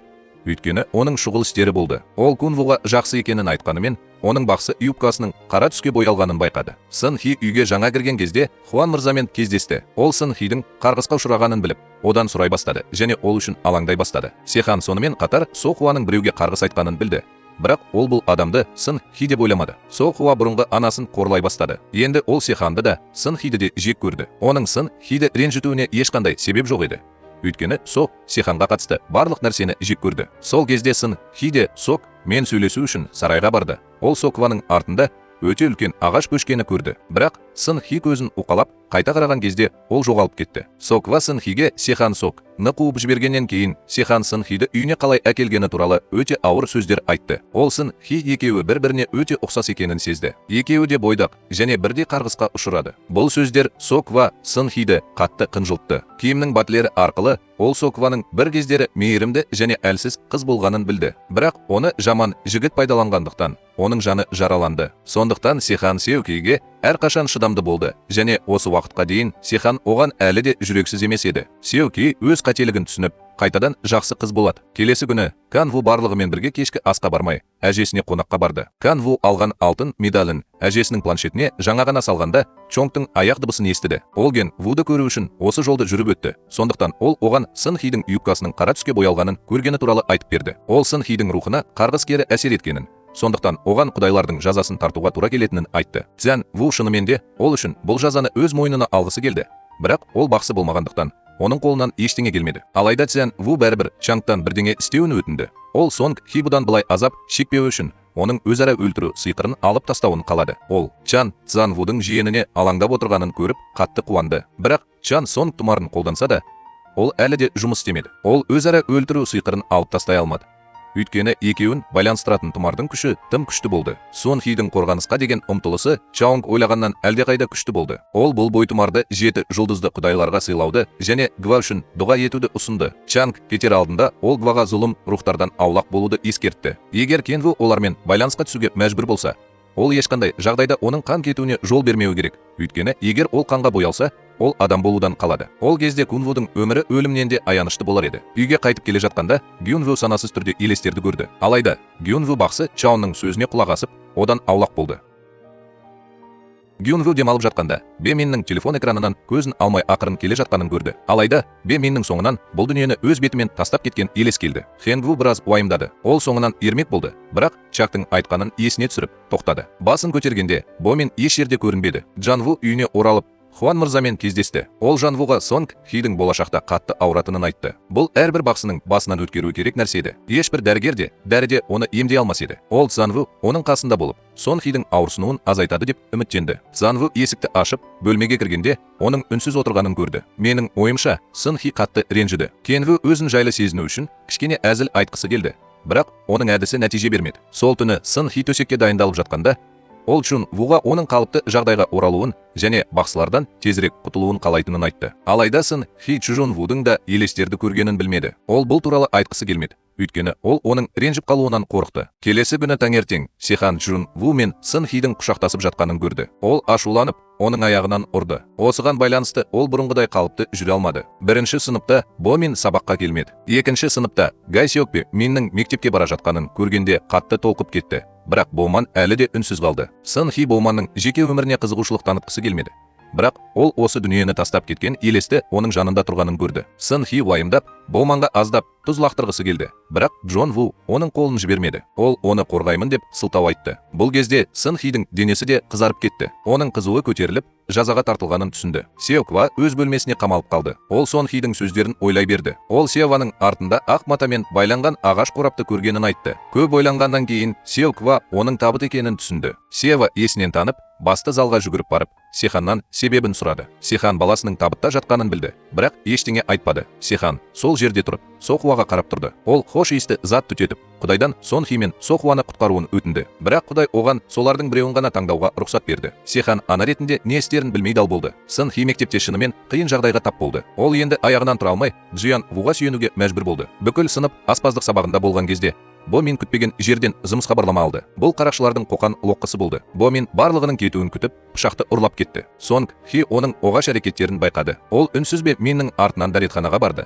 Бірақ Чжун Ву оның қолын тартып алды. Ол екеуінің кеңсеге барып, мұғалімге хабарлауын қалады. Бірақ Сын Хи бұл мәселені өзі шешкісі келді. Ол Чжун Вудың елестермен өте ауыр қарым-қатынас кезеңін бастан өткеріп жатқанын білмеді. Сын Хи сыртта тұрып, Бо Минге кеңес берді. Бірақ нәтиже болмады. Ол болып жатқанның бәріне өзі себепші болды деп ойлады. Мұны естіген Чжун Ву бірден есікті ашып, ішке кіріп кетті. Олар дауласып жатқанда пышақ кездейсоқ Чжун Вудың қолын кесіп алды. Ол құлап, сол жерде есінен танып қалды. Чонгтың әр сөзі оның құлағында шырылдады. Чжун Ву қанмен байланысқа түскенде, ол енді қарапайым адам сияқты өмір сүре алмады. Сын Хи Чжун Вуды тез арада медициналық кабинетке апарды. Ол оянғанда оның қасында отырғанын көрді. Сын Хидің денесі күннен күнге қыза бастады. Ол Сын Хиді үйіне апарып, аздап есін жию үшін оған ботқа пісіруге тура келді. Сонг Хи Цзан Вудың бірнеше күн бойы жаттығу жасамағанын есіне алды. Сондықтан ол оны жаттығу залына баруға көндірді. Цзан Ву садақпен атып жатқанда, ол нысанаға бірнеше рет тигенімен Сонг Хи өзін бақытты сезінбеді. Ол бірдеңе дұрыс емес екенін түсінді. Екеуі құрал жабдықтары бар бөлмеге кіргенде, Сонг Хи бейсаналық түрде Бонг Судың атын атап, оны қорқытты. Ол қасындағы адамның Бонг Су екенін білді және Чжун Ву садақ атқан кезде қолын әдеттен тыс қимылдатқандықтан емес, Бонг Су енді өтірік айта алмайтынын білді. Сондықтан ол Чжун Вуды жұтып қойғаны туралы шындықты айту үшін Сонг Хиге. Сын Хи мұны естігенде тынысы тарылды. Екінші жағынан Соква қараңғы бөлмеде отырды. Ол қолында орамал ұстады. Оның көмегімен Сихан жарасын таңып тастады. Оның іс-қимыл жоспары пісіп жетілген. Хуан мырза мас болып, есінен танып қалған кезде, Сиоква одан қалған бойтұмарларын ұрлап, үйден кетіп қалды. Тіпті Бон Су да оның не істемек болғанын білмеді. Сихан Сокваның мұны істейтінін білсе де, ол бәрібір Сокваны жіберді. Ол жерде тұзақ құру үшін елестердің қайда екенін білу керек еді. Сеоква барған бірінші орын бақсының бойтұмары дүкені болды. Секва Гома тауындағы бақсы саябағында 200 миллион вонға жын шығару балғасын сатып алды. Бақсы саябағы орамалды көріп, бірнеше сөз айтты. Ол 10 жыл бұрын Секваның оны асырап алған анасына сатып алғанын анық есіне алды. Анасы мен баласы өте бақытты және көңілді көрінді. Сихан Сеокваның зұлым құдайды қандай мақсатта пайдаланып жатқанын білгісі келгендіктен, ол Бон Сумен тікелей сөйлесті. Бон Су Цзан Вудың денесін иемденудің дұрыс емес екенін білсе де, ол мәйітті мүлде қайтарғысы келмеді. Бон Су бұл жоспарды Сокуаға түсіндірді. Ол Бон Су Кан Вуды өлтіргенше күткісі келді. Содан кейін Сокуа оны зұлым адамға айналдырды. Құдай, ол үшін Бон Су Кан Вудың денесін толығымен иемденуі керек еді. Бірақ ол кезде Бон Су енді зұлым құдай болғысы келмеді. Ол жай ғана қарапайым адам болғысы келді. Бон Су сонымен қатар Сиханға оның шын мәнінде сол қараусыз қалған үйге емес, Сақинаға қамалғанын айтты. Алайда Соква Сақина туралы сұрағанда, Бамсу ештеңе білмейтінін айтты. Соква дәл қазір Сақина іздеп жүрген сияқты. Оның мақсаты өлім құдайын шақыру үшін оны сындыру болды. Ол кезде Кенву әлі толық жоғалып кеткен жоқ. Ал Бонг Су екеуі әлі де бір денеде бірге өмір сүрді. Со Сун Хи әлі де Бонг Суды қорғауы керек еді. Егер Бонг Суды Грим орақшы қолға түсірсе, Кен Ву да өлетін еді. Бонг Суды қорғау Цзан Вуды қорғауды білдірер еді. Сихан Бонг Судың зұлым рухын өте жақсы түсінетін. Ол адам болғысы келетінін айтты. Сондықтан ол Сын Хидің қасында болу үшін Цзан Вудың денесін иемденді. Басқаша айтқанда, Бон Су Сын Химен ерекше байланысты сезінді. Сиан қызына Бон Судың жүрегін сезінуге кеңес берді. Ол Цзан Вудың денесін иемденгені үшін оны жек көрмеу керек.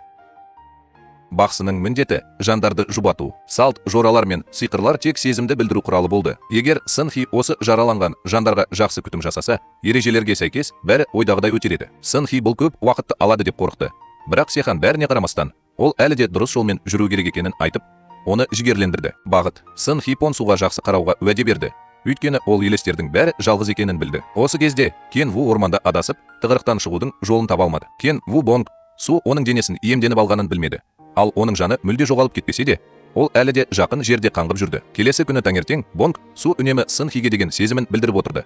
Бұл сыныптағы барлық адамдарды таңғалдырды. Джихо да бұл адамның Кенваға мүлдем ұқсамайтынын сезді. Сондықтан Сын Хи Джихоға Кенвудың енді жоқ екенін түсіндірді. Бонг Суды жұбату ол үшін ең өзекті мәселе болды. Сол күннен бастап ол 100 күн бойы намаз оқи бастады. Алайда Сын Хи Нон Вудың қайтып келетініне кепілдік бере алмады. Оған тағы 200-300 күн намаз оқу керек болуы мүмкін. Джихо ашуланып, Бон Суды физикалық түрде ұрғысы келді. Бірақ Бам Судың сөздері оның ойын өзгертуге мәжбүр етті. Бам Су Сын Хиді қатты ұнататын. Ол оған ештеңе істей алмайтынын сезгенде шыдай алмады. Сын Хи құлап қалды. Бірақ ол оның тұруына көмектесе алмады. Бам Су жылап жатқанда көз жасын сүрте алмады. Сол түні Бам Су депрессияға түсіп, жалғыз серуендеуге шықты. Ол Джин Вонның жанынан өтіп бара жатқанда, ол оны шақырды. Джин Вон Джун Вудан Хуан мырзаға ризашылығын білдіруін өтінгісі келді. Бірақ ол сол күні Джин Вумен мұндай қиын болады деп ойлаған жоқ. Бон Су хабарды жеткізіп қана қоймай, Джинге ұрысып қалды. Бон Су Джинге мұны өзі айт деп айтты. Джиннің аузы жоқ па еді. Бон Су шынымен де қорқынышты жын болған. Олар бұл екеуі төбелеседі деп ойлады. Бірақ Гей Соктың айқайы олардың назарын аударды. Бон Су мен Джин ең сыныптастарының қорқытып, үркітіп жатқанын көргенде, олар бірден оны тексеруге кетті. Бон Су бұл қарақшыларды жеңуге қабілетті болғанымен, топ оны дер кезінде тоқтатты. Өйткені Джин енді ұрыс алмады. Оны ата-аналар жиналысына жиі шақыратын. Сондықтан ол енді анасын мазалай алмайтын. Бо мен бәрінің оған соншалықты қамқор екенін көргенде, өзін әлдеқайда күшті сезінді. Мұны көрген қарақшылар енді Бо Минді қорқытуға батылы бармады. Бұл дүниеден кеткен елес енді Бо Миннің соңынан ермеді және автоматты түрде түтін сияқты жоғалып кетті. Понг Су жаңа ғана үйіне қайтып келе жатқанда, Сон Хи оны Ген Вудың денесін күресу үшін пайдалануға батылы барғаны үшін ұрысып қалды. Понг Су бұдан былай мұндай әрекетке бармаймын деп уәде берді. Келесі күні таңертең Понг Су садаға ату жаттығуларымен айналысу үшін өте ерте оянды. Понг Су Ген Вуға мүлде ұқсамайтын. Ол өте көңілді, ақжарқын және бәріне жақын болды. Ол достарының қарапайым өтініштерінен сирек бас тартады. Сондықтан Бон Суды бәрі жақсы көретін. Сонг Хи Бон Суға осылай қарап, Джун Ву туралы ойлады. Ол бұл екі адамның мінезі мүлде басқа екенін сезді. Сол түні Сон Хи қатты толқып кетті. Ол егер Бон Су осылай жалғаса берсе, Кан Ву мүлдем жоғалып кетеді деп қорықты. Хуанг мырза Сонг Хидің қиналып жатқанын көре алмады.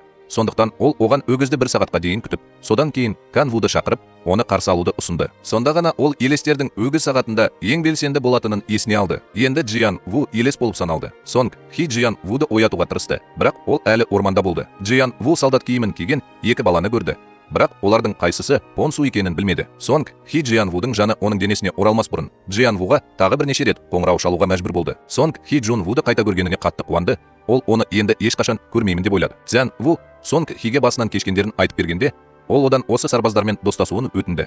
Ал Цзян Ву олардың әңгімелерін тыңдауы үшін ол неге Бонг Су реинкарнацияланбағанын және жынға айналғанын анықтауы керек еді. Сондықтан Ген Ву Бонг Судың жанын тыныштандырып, бұқа сағаты тез келді. Мен емтихан тапсырдым. Ген Ву Сонг Хиді соңғы рет құшақтап алды. Содан кейін армандаған орманына оралды. Су Ква енді Бонг Су тұрған сақинаны тапты. Алайда ол оны қалай ұрлауды білмеді. Өйткені Бонг Су Ген Ву сияқты садаға шеберлігіне ие болды. Сондықтан ол ұлттық құрамаға жолдама алатынына сенімді болды. Барлығы қуанып, оны құттықтады. Бонг Су Сон Хидің шығып бара жатқанын көргенде, оны тоқтатып, тілек айтуын өтінді. Егер Бонг Су ұлттық құрамаға кіре алса, Сонг Хи оған алғашқы сүйіспеншілігін беруі керек еді. Бұл мүлдем ақылға қонымсыз еді. Сонг Хи неғұрлым қарсылық көрсеткен сайын, Бонг Су соғұрлым қатты айқайлап, оны абдырап қалды. Айналадағы адамдар қол шапалақтады. Бұл Бонг Суға өзіне деген сенімділікті арттырды. Джи Хо Бонг Судың не істеп жатқанын түсіне алмады. Ол Бонг Суға ұрысқысы келді. Бірақ содан кейін Бонг Су Сонг Хидің оған қамқор болғанын қалайтынын түсінгенде күрсінді. Алайда бұл өте қиын болды. Сол күні кешке Бонг Су жаттығып жатқанда, оған Соква телефон соқты. Джи Хо әдеті бойынша оның соңынан ерді. Ол Бонг Сумен сөйлесіп отырған қыздың оған өте таныс екенін байқады. Содан кейін ол оның бір кездері Цзан Вудың әкесінің үйінде кездескен бақсы екенін де түсінді. Сохуа Бонг Судың сақинасы бар екенін, бірақ оған мән бермейтінін, тіпті әңгіме тақырыбын өзгерткенін айтты. Сохуа Джан Вудың бұқа сағатына оралатынын айтқан кезде ғана Бонг Су біраз уайымдады. Алайда ол әлі де Сохуаның алдында тәкаппар болды және онымен енді сөйлескісі де келмеді. Бон Су кеткен бойда Сохуа дереу Хуан мырзаға телефон соқты. Ол одан жын шақыру үшін бойтұмарын салуды өтінді. Сеу Хуа Бонг Судың рухының жақсы еместігін көріп, оған қарай жүгіре жаздады. Бірақ Чихо тез арада Бонг Суды қолдауға келді. Чихо Сеу Кваға жамандық жасауға мүмкіндік бермеді. Сол түні ол үйге келгенде Бонг Су қолында Сеу Ква берген бойтұмарды ұстады. Ол оған қарап, оның сөздерін есіне алды. Ол аспан перісінің жүрегі нені білдіретінін айтты. Бонг Су да мұны білгісі келді. Өгіз сағатында Сон Хи Бонг Судың бөлмесіне кірді. Шам жағып болған соң, ол Джиян Вуды ақырын оятты. Бонг Су қолындағы қызыл бойтұмарды мықтап ұстады. Бұл Кун Вудың қайтып келуіне кедергі болған бойтұмар болды. Сын Хи басқа адамның қозғалып жатқанын көргенде, ол Цзан Ву қайтып келді деп ойлап, оны қуана артынан құшақтады. Сын Хи Цзан Ву мен екі сарбаздың арасындағы жағдайдың қалай болғанын, олардың әлі де жақын екенін білгісі келді. Егер олар жақын болса, ол Бонг Суды құтқарудың жолын табар еді. Ал Цзан Ву да оның денесіне оралар еді. Бонг Су алдында тұрған қызға жүрегі ауырып қарап тұрды. Сын Хи оны мүмкіндігінше жақсы шығарып салғысы келгені белгілі болды. Ол Сын Хиді бақсы деп атады. Бұл оны таңғалдырды. Бірақ осы уақыт ішінде ол оны Цзян Ву деп ойлады. Келесі күні таңертең Сын Хи мен Бон Су біріне үндемеді. Сабақ біткен соң Бон Су Сын Хиді мектептің артындағы тасты жерге сүйреп апарды. Ол көптен бері іздеп жүрген естелік тас бар еді. Бонг Су Сын Хиге Цзан Вудың түсіндегі екі сарбаз туралы түсіндіре бастады. Олардың үлкені Бон Су деп аталды. Кенжесінің аты Джон Бо болатын. Джон Бо жараланып, өліп бара жатқанда, ол Бон Судан күміс сақинаны үйіне әкеліп, анасына естелік ретінде беруін өтінді. Алайда Бон Су да ұрыс даласында қаза тапты. Сондықтан ол Джон Боға берген уәдесін орындай алмады. Кейінірек Бон Су обсессивті-компульсивті бұзылудан зардап шеккендіктен ол елеске айналды. Бон Су сақинаны денесінен алып тастап, оны Джон Боға қайтарып жібергендей тастың астына көміп тастады. Бұл әрекет оның дәрменсіздік сезімінде сейілтуі мүмкін. Содан кейін Бонг Су орнынан тұрып кету үшін Сын Хидің қолын қатты тартып алды. Бірақ Джихо да тез тартып алды. Бонг Су Сын Хидің ауырып жатқанын білді, бірақ ол да ол сияқты ауырды. Тек оның ауруы жүрегінде болды. Сонымен бірге Сокуа бойтұмар алу үшін Хуан мырзамен жеке кездесу ұйымдастырды. Алайда ол оған бойтұмар салған жоқ. Тек оны алдап, осында келуге мәжбүр еткісі келді. Мист Хуанг есікті жапқан бойда Сехан мен Чанг ішке кірді. Екеуі бірден Сео Хуаны орындыққа байлады. Сехан оған Грим Рипер шақыруға рұқсат бере алмады. Өмір мен өлім кітабынсыз пайда болған Грим Рипер өлтірушіден еш айырмашылығы жоқ еді. Сехан ақырын ғана Сокваға жақындап, оның маңдайына бойтұмар жапсырды. Осы сәттен бастап Соква бақсы ретіндегі мансабын аяқтауы керек. Өйткені ол құдайдан айырылып, жол жиегінде жалғыз отырды. Сол кезде Соква Себамның оған қол бұлғап тұрғанын көрді. Оның ойына қуыршақты ұрлап, оны арулар үйіне апару идеясы келді. Сыва бұл жерде Джи Хомен кездесемін деп ойлаған жоқ. Өйткені ол Бюн Ву үшін уайымдады. Джихо осында келіп, Сео Кваны көру үшін бар батылдығын жинады. Джихо одан Цзан Вуды қайтарудың қандай да бір жолы бар жоғын сұрағысы келді. Сео Ква Кен Вуды құтқарудың бір ғана жолы бар екенін, және Бонг Су өзімен бірге алып жүрген күміс сақинаны пайдалану екенін айтты. Егер ол бар болса, ол Бонг Суды бағындыра алар еді. Джихо, әрине, Су Кваның сөзіне сенді. Ол дереу артқа жүгіріп барып, күміс сақинаны қазып алды. Содан кейін оны арулар үйіне әкеліп, Сео Кваға берді. Джихо өзінің алданғанын түсінгенде, өкініп, тез арада Сун Хиге қоңырау шалды. Со Киді пышақтап тастаған сайын Бонг Судың қатты ауырғаны сонша, ол есінен танып қала жаздады. Осы кезде ол Грим Рипер шақыруға дайындалып жатқан. Сеханның Бонг Судың нақты орналасқан жерін жасыру үшін тосқауыл қоюдан басқа амалы қалмады. Сонг Хи мен Ван мырзаға рәсімді өткізу үшін күміс сақина көмілген жерге бару тапсырылды. Осылайша, олар Грим Риперді дұрыс емес жолмен азғыруы мүмкін. Осы кезде Грим Рипер пайда болып, есік алдында тұрды. Бірақ Кимнің батлері Бонг Судың көзін байлады. Сехан мен Кимнің батлері Грим Рипердің кетіп бара жатқанын көріп, асығыс шығып, есікті құлыптап алды. Бонг Су бір мезгілде ауырсынуды да, шаршауды да бастан кешірді. Ол жай ғана адам сияқты өмір сүргісі келді. Ол неге сонша азап шегуі керек еді? Осылай деп, ол барлық арқандарды кесіп тастады. Бонг Су өз бөлмесінде оқып жатқан емле кітабын есіне алды. Жындарды жою әдісі адамдарды да құртуы мүмкін деген бет бар еді. Бонг Су кітапты алып, сиқыр жасай бастады. Сиқыр бірден күшіне еніп, Сео Хуаға тиді. Ол құлап, құлағынан да қан кетті. Өкі қараусыз қалған үйге жалт қарады да, оған кім сиқыр жасағанын білмей айқайлады. Ол бұл жерде өлуден бас тартты. Сондықтан ол балғамен ұруды жалғастырды. Алайда Грим орақшы Кейді алып кетпеді. Өйткені оның Сехан берген тұмары бар еді. Сео Ква бәрін түсінгендей болды. Ол асығыс үйіне жүгіріп барып, Сеханның бір жерде ұқыпты жатқанын көрді. Ол шынымен де осындай ақырзаманды көрді. Бірақ ол бәрібір бас тартты және Сео Кваға шыдайды. Ақырында ол асырап алған қызын жібермеді. Сын Хи асырап алған анасын құшақтап алды. Оның бетінен жас ағып кетті. Бірақ ол анасының оның көзінше кетіп бара жатқанын дәрменсіз бақылап отыруға мәжбүр болды. Бонг Су бөлмеде болды. Ол Сын Хидің жылағанын естіді. Содан кейін ол қорқып, сиқырды қайталауды қойды.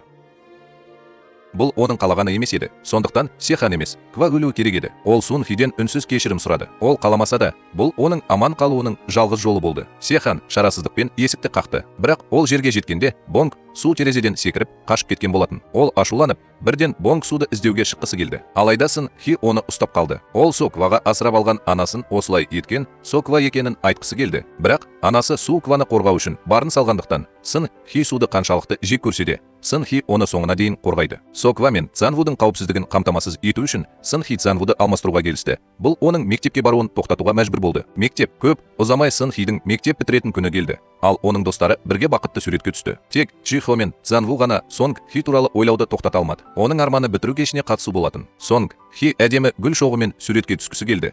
Бірақ ол мұны істей алмайтын шығар. Джон Ву Сонг Хиді табуға бел байлады. Ол оның үйіне келіп, басты ғибадатхананың бос тұрғанын көрді. Сехан қайтыс болды. Сондықтан оның құдайы да оны тастап кетті. Енді құдайларға табынатын ешкім қалмады. Осы кезде Сео Ква ішке кірді. Оның айтуынша, Сын Хи бақсы қызметінен мүлдем бас тартқан. Бірақ ол әлі өлген жоқ. Соква да, Джон Ву да Сын Химен біріктіру сиқыры арқылы байланысқан. Сондықтан, егер Сын Хи өлсе, Соква мен Джон Ву мұны сезеді. Осы кезде Сын Хи соңғы рет қоштасу үшін ақ киім киіп шығады. Бірдеңе дұрыс болмады. Сын Хи құдайы жоғалып кеткенімен, ол әлі тірі және аман есен болды. Соква Бонг Судың бір нәрсеге дайын екенін білді. Сондықтан ол жазықсыз адамдарға зиян келтірмейінше, барлығына Сын Хиді тез арада табу керек болды. Ген Ву Сокваның сүйген адамына тіл тигізгенін естігенде ашуланды. Ол үшін Сын Хисова сияқты зұлым емес еді. Кун Ву садақ іздеп қорабын ақтарып, Хуан мырзаға әкелді. Кун Ву одан Сон Хиді іздеу үшін өзімен бірге ала алатын бойтұмарлардың суретін салуын сұрағысы келді. Бойтұмарларды талғамай таратуға тыйым салынғанымен,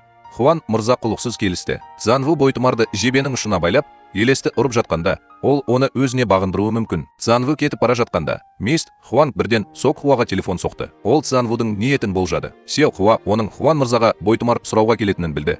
Сондықтан ол Чжун Вуға оның тілегін орындауға рұқсат беруін айтты. Мис Хуан егер Чжун Ву Сонг Хиді осылай іздей берсе, оған қауіп төнуі мүмкін екенін түсінді. Сондықтан Ква Чжун Вудың білектерін байлауға келісті. Бірақ ол бір нәрсені білмеді. Чжун Ву Сын Хиді тапқанда, Сук Сон Хиді өлтіруі керек еді. Зұлым рухты шақыру үшін Сын Хи міндетті түрде өледі. Мұны енді өзгерту мүмкін болмады. Ген Ву Сын Хидің қайда бара жатқанын білгісі келгендіктен, барбекю мейрамханасының иесінің рухына барып сұрады. Бірақ ол Сын Хидің қайда екенін де білмеді. Сондықтан ол Ген Вуға бет әлпетсіз елеске баруды ұсынды. Алайда, егер бұл қарапайым болса, Сокқа бір жыл бойы Сон Хиді іздеудің қажеті болмас еді. 2 ай өтті, бірақ Ген Ву Сонг Хиді әлі таба алмады. Бір күні түнде ол мұғалім Бекпен бірге сусыны ішіп отырғанда, бет әлпеті жоқ елес Ген Вуды іздеп келді. Ол Ген Вуға Хидің ұлы қай жерде пайда болғанын айтты. Ол кете салысымен Ква бет әлпеті жоқ елеске сиқыр жасады. Ол оны Ген Вуға жаңа ғана айтқанын айтуға мәжбүр етті. Соква Сон Химен кездескенде, ол Пон Судың зұлым рухы жеп қойған 99 жанды тыныштандыру үшін сиқыр жасап бітті. Ол бірден Сын Хиді артынан сүйреп апарды. Бірақ Цзан Ву пайда болып, оның ниетін бұзды. Енді Сын Хи мен Пон Су бір тұтас болды. Соква бұл жолы Сын Хидің қашып кетуіне жол берсе, Сын Хиді ұстай алмайтынын білді. Тағы да, өйткені Сокваға көп күш қалмады. Кетер алдында Соква да Ген Вуға Сын Хиді көрсе, тез қашып кетуін айтты. Өйткені ол оны кез келген уақытта өлтіруі мүмкін. Әрине, Чжун Ву жаңа ғана Сокваның айтқанына сенбеді. Ол Сон Хидің қалпағын көтерді. Чжун Ву орманның ортасында жалғыз тұрды. Ол енді Сын Хиді іздемеді. Өйткені егер Сын Хи шынымен де көрінгісі келсе, ол жай ғана қашып кетпейтінін білді. 2 жылдан кейін өмір жалғаса берді. Кун Ву сәтті садақшы болды. Өйткені ол жиі үйден тыс жерде жарысуға мәжбүр болды. Джи Хо оған қарау үшін Цзан Вудың үйіне көшті. Бүгін Кун Вуға жағымсыз хабар келді. Бақсы Чанг жаңа ғана бейбіт өмірден өтті. Ол да барып, оған хош иісті таяқша жаққысы келді. Кимнің батлері оның атынан Кун Вуға қорғаныш бойтұмарын жіберді. Соңғы сәтке дейін ол Сон Хи екеуі үшін тыныштық сұрап дұға етті. Кун Ву өзінің алтын медальдарының бірін Сон Хидің үстелінің тартпасына салды. Ол бөлмеден шыға салысымен Сок мен кездесті. Ол Кен Вуға егер ол Сон Хиді түсінде көрсе, оның қайда екенін сұрауды ұмытпау керектігін еске салуды ұмытпады. Сол кезде Сок Сон Хиді тазартуға келді. Бұл Сон Хидің өлгенін білдіреді. Егер Кен Ву оны шынайы өмірде кездестірсе, ол тез жүгіріп Сокваға қоңырау шалу керек. Үйге қайтып келе жатқанда, Кен Ву Сокваның сөздері туралы ойлана берді. Алайда, ол әлі күнге дейін оған айтпаған бір нәрсе болды. Ол Цзан Ву бір арманды қайта-қайта көре берді. Бірақ Сонг Хидің оған қатысы жоқ. Цзан Ву оянғанда Сон Хидің түсінде жатқанын түсінді. Бірақ бұл оның болжамы ғана еді. Ал Чжун Ву сенімді емес еді. Бұл болжам мүлдем дұрыс болды. Сон Хи бұл арманын сүйген адамын көру үшін қарызға алды. Бонг Су оған Ген Вумен жеке кездесуге кеңес берді. Бірақ Сон Хи Чжун Вуды ренжітемін деп қорықты. Сондықтан ол бұл идеяны елемеді. Чжун Ву түсінен оянған кезде кенеттен тақтаға салынған суретті есіне түсіріп, оның өте таныс екенін сезді. Чжун Ву сәл ойланған кезде түсінде пайда болған сурет Мист Хуанның резиденциясы екенін есіне алды. Осы уақыт ішінде Бонг Су бірінші болып Ван ханымға қонаққа барды. Ол Джиян Вуға қарғыс айту үшін бойтұмар сұрағысы келді. Өйткені ол өзін тым мазасы сезінді. Әрине, Ван ханым келіспеді. Ол Бонг Судың дөрекілігіне тым үйреніп қалған. Бонг Су Мис Ванды тым қызықсыз деп тапты. Ол кетіп бара жатқан еді. Джиян Ву пайда болған кезде Ван мырза мен Бонг Су үрейленіп, не істерін білмей қалды. Ақырында Ван мырза оны бос қорапқа салуға мәжбүр болды. Чжун Ву келгенге дейін не болғанын білмеді. Сондықтан ол Ван мырзаға бәрін айтып берді. Ол Сонг Хидің өзіне өте жақын екенін сезінгенін айтты.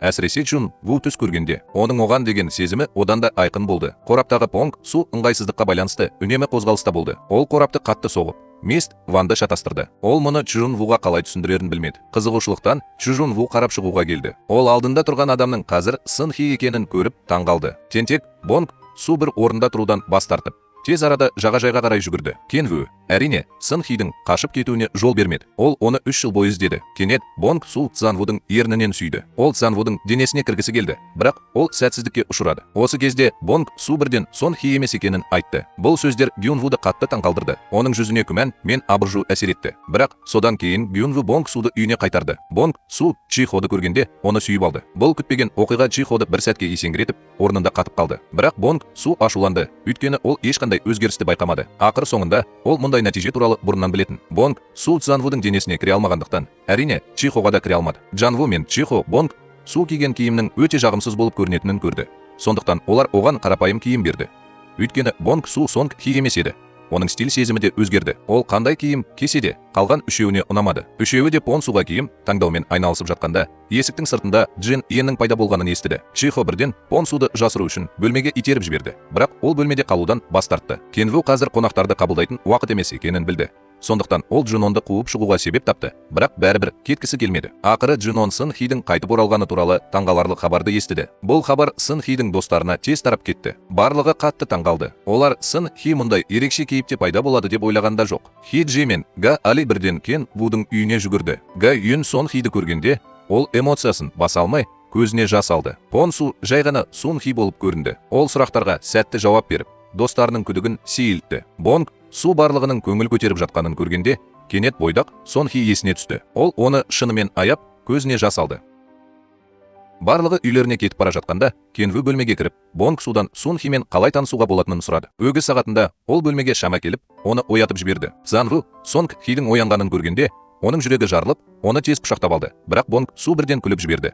Бұл Бонг Ву Лудың қызығушылығын тудырды. Бонг Су оның ақымақ қылық көрсеткенін көріп қуанды. Таңертең ерте болды. Ал Бам Су Чун Вуды мазақ етті. Ол бақытты бола алмады. Сол күні кешке Ген Ву Чихомен бірге ойын-сауық орталығына барғанда, ол Чун Вуға балаша әрекет етпеуге кеңес берді. Ақырында Бам Су екеуінен де бірнеше жас кіші еді. Сонымен қатар Бонг Су әрқашан Ген Вуды мазақ етпейтін. Чихо Цзан Вуға үйіне апару үшін қонжық сыйлады. Ол Цзан Вуға осы мүмкіндікті пайдаланып, Бонг Сумен татуласуға кеңес берді. Чихо бұл әдіс тиімді болады деп ойлады. Цзан Ву үйге келіп, Бонг Судың төсекте отырғанын көрді. Ол Сонг Хидің орнына Цзан Вудың өлгенін қалады. Осы кезде оның жаны жарылып кетті. Бонг Су өмір сүру үшін Сын Хидің денесін тез тастап кетуге мәжбүр болды. Бірақ ол шыға алмады, өйткені Сын Хи оны жібермеді. Цзан Ву Бонг Судың өтінішін қабылдады. Сын Хи бұқа сағаты келгенге дейін қайтып келді. Ол Бонг Судың Цзан Вудың денесіне енгенін білгенде шошып кетті. Цзан Ву Сын Хидің уайымдағанын қаламағандықтан, ол Сын Хиді тек бақытты өмір сүру керек екеніне сендірді, ал қалғанын өзі шешеді. Келесі күні таңертең Чихо Сын Хиге ұнайтын кеспе жасады. Оны көрген бойда ол нағыз Сын Хидің қайтып оралғанын бірден түсінді. Чихо Цзан Ву мен Сын Хидің рахаттанып ішіп жеп жатқанын көргенде біраз мұңайып қалды. Ол кететін уақыт келгенін түсінді. Чихо заттарын жинап,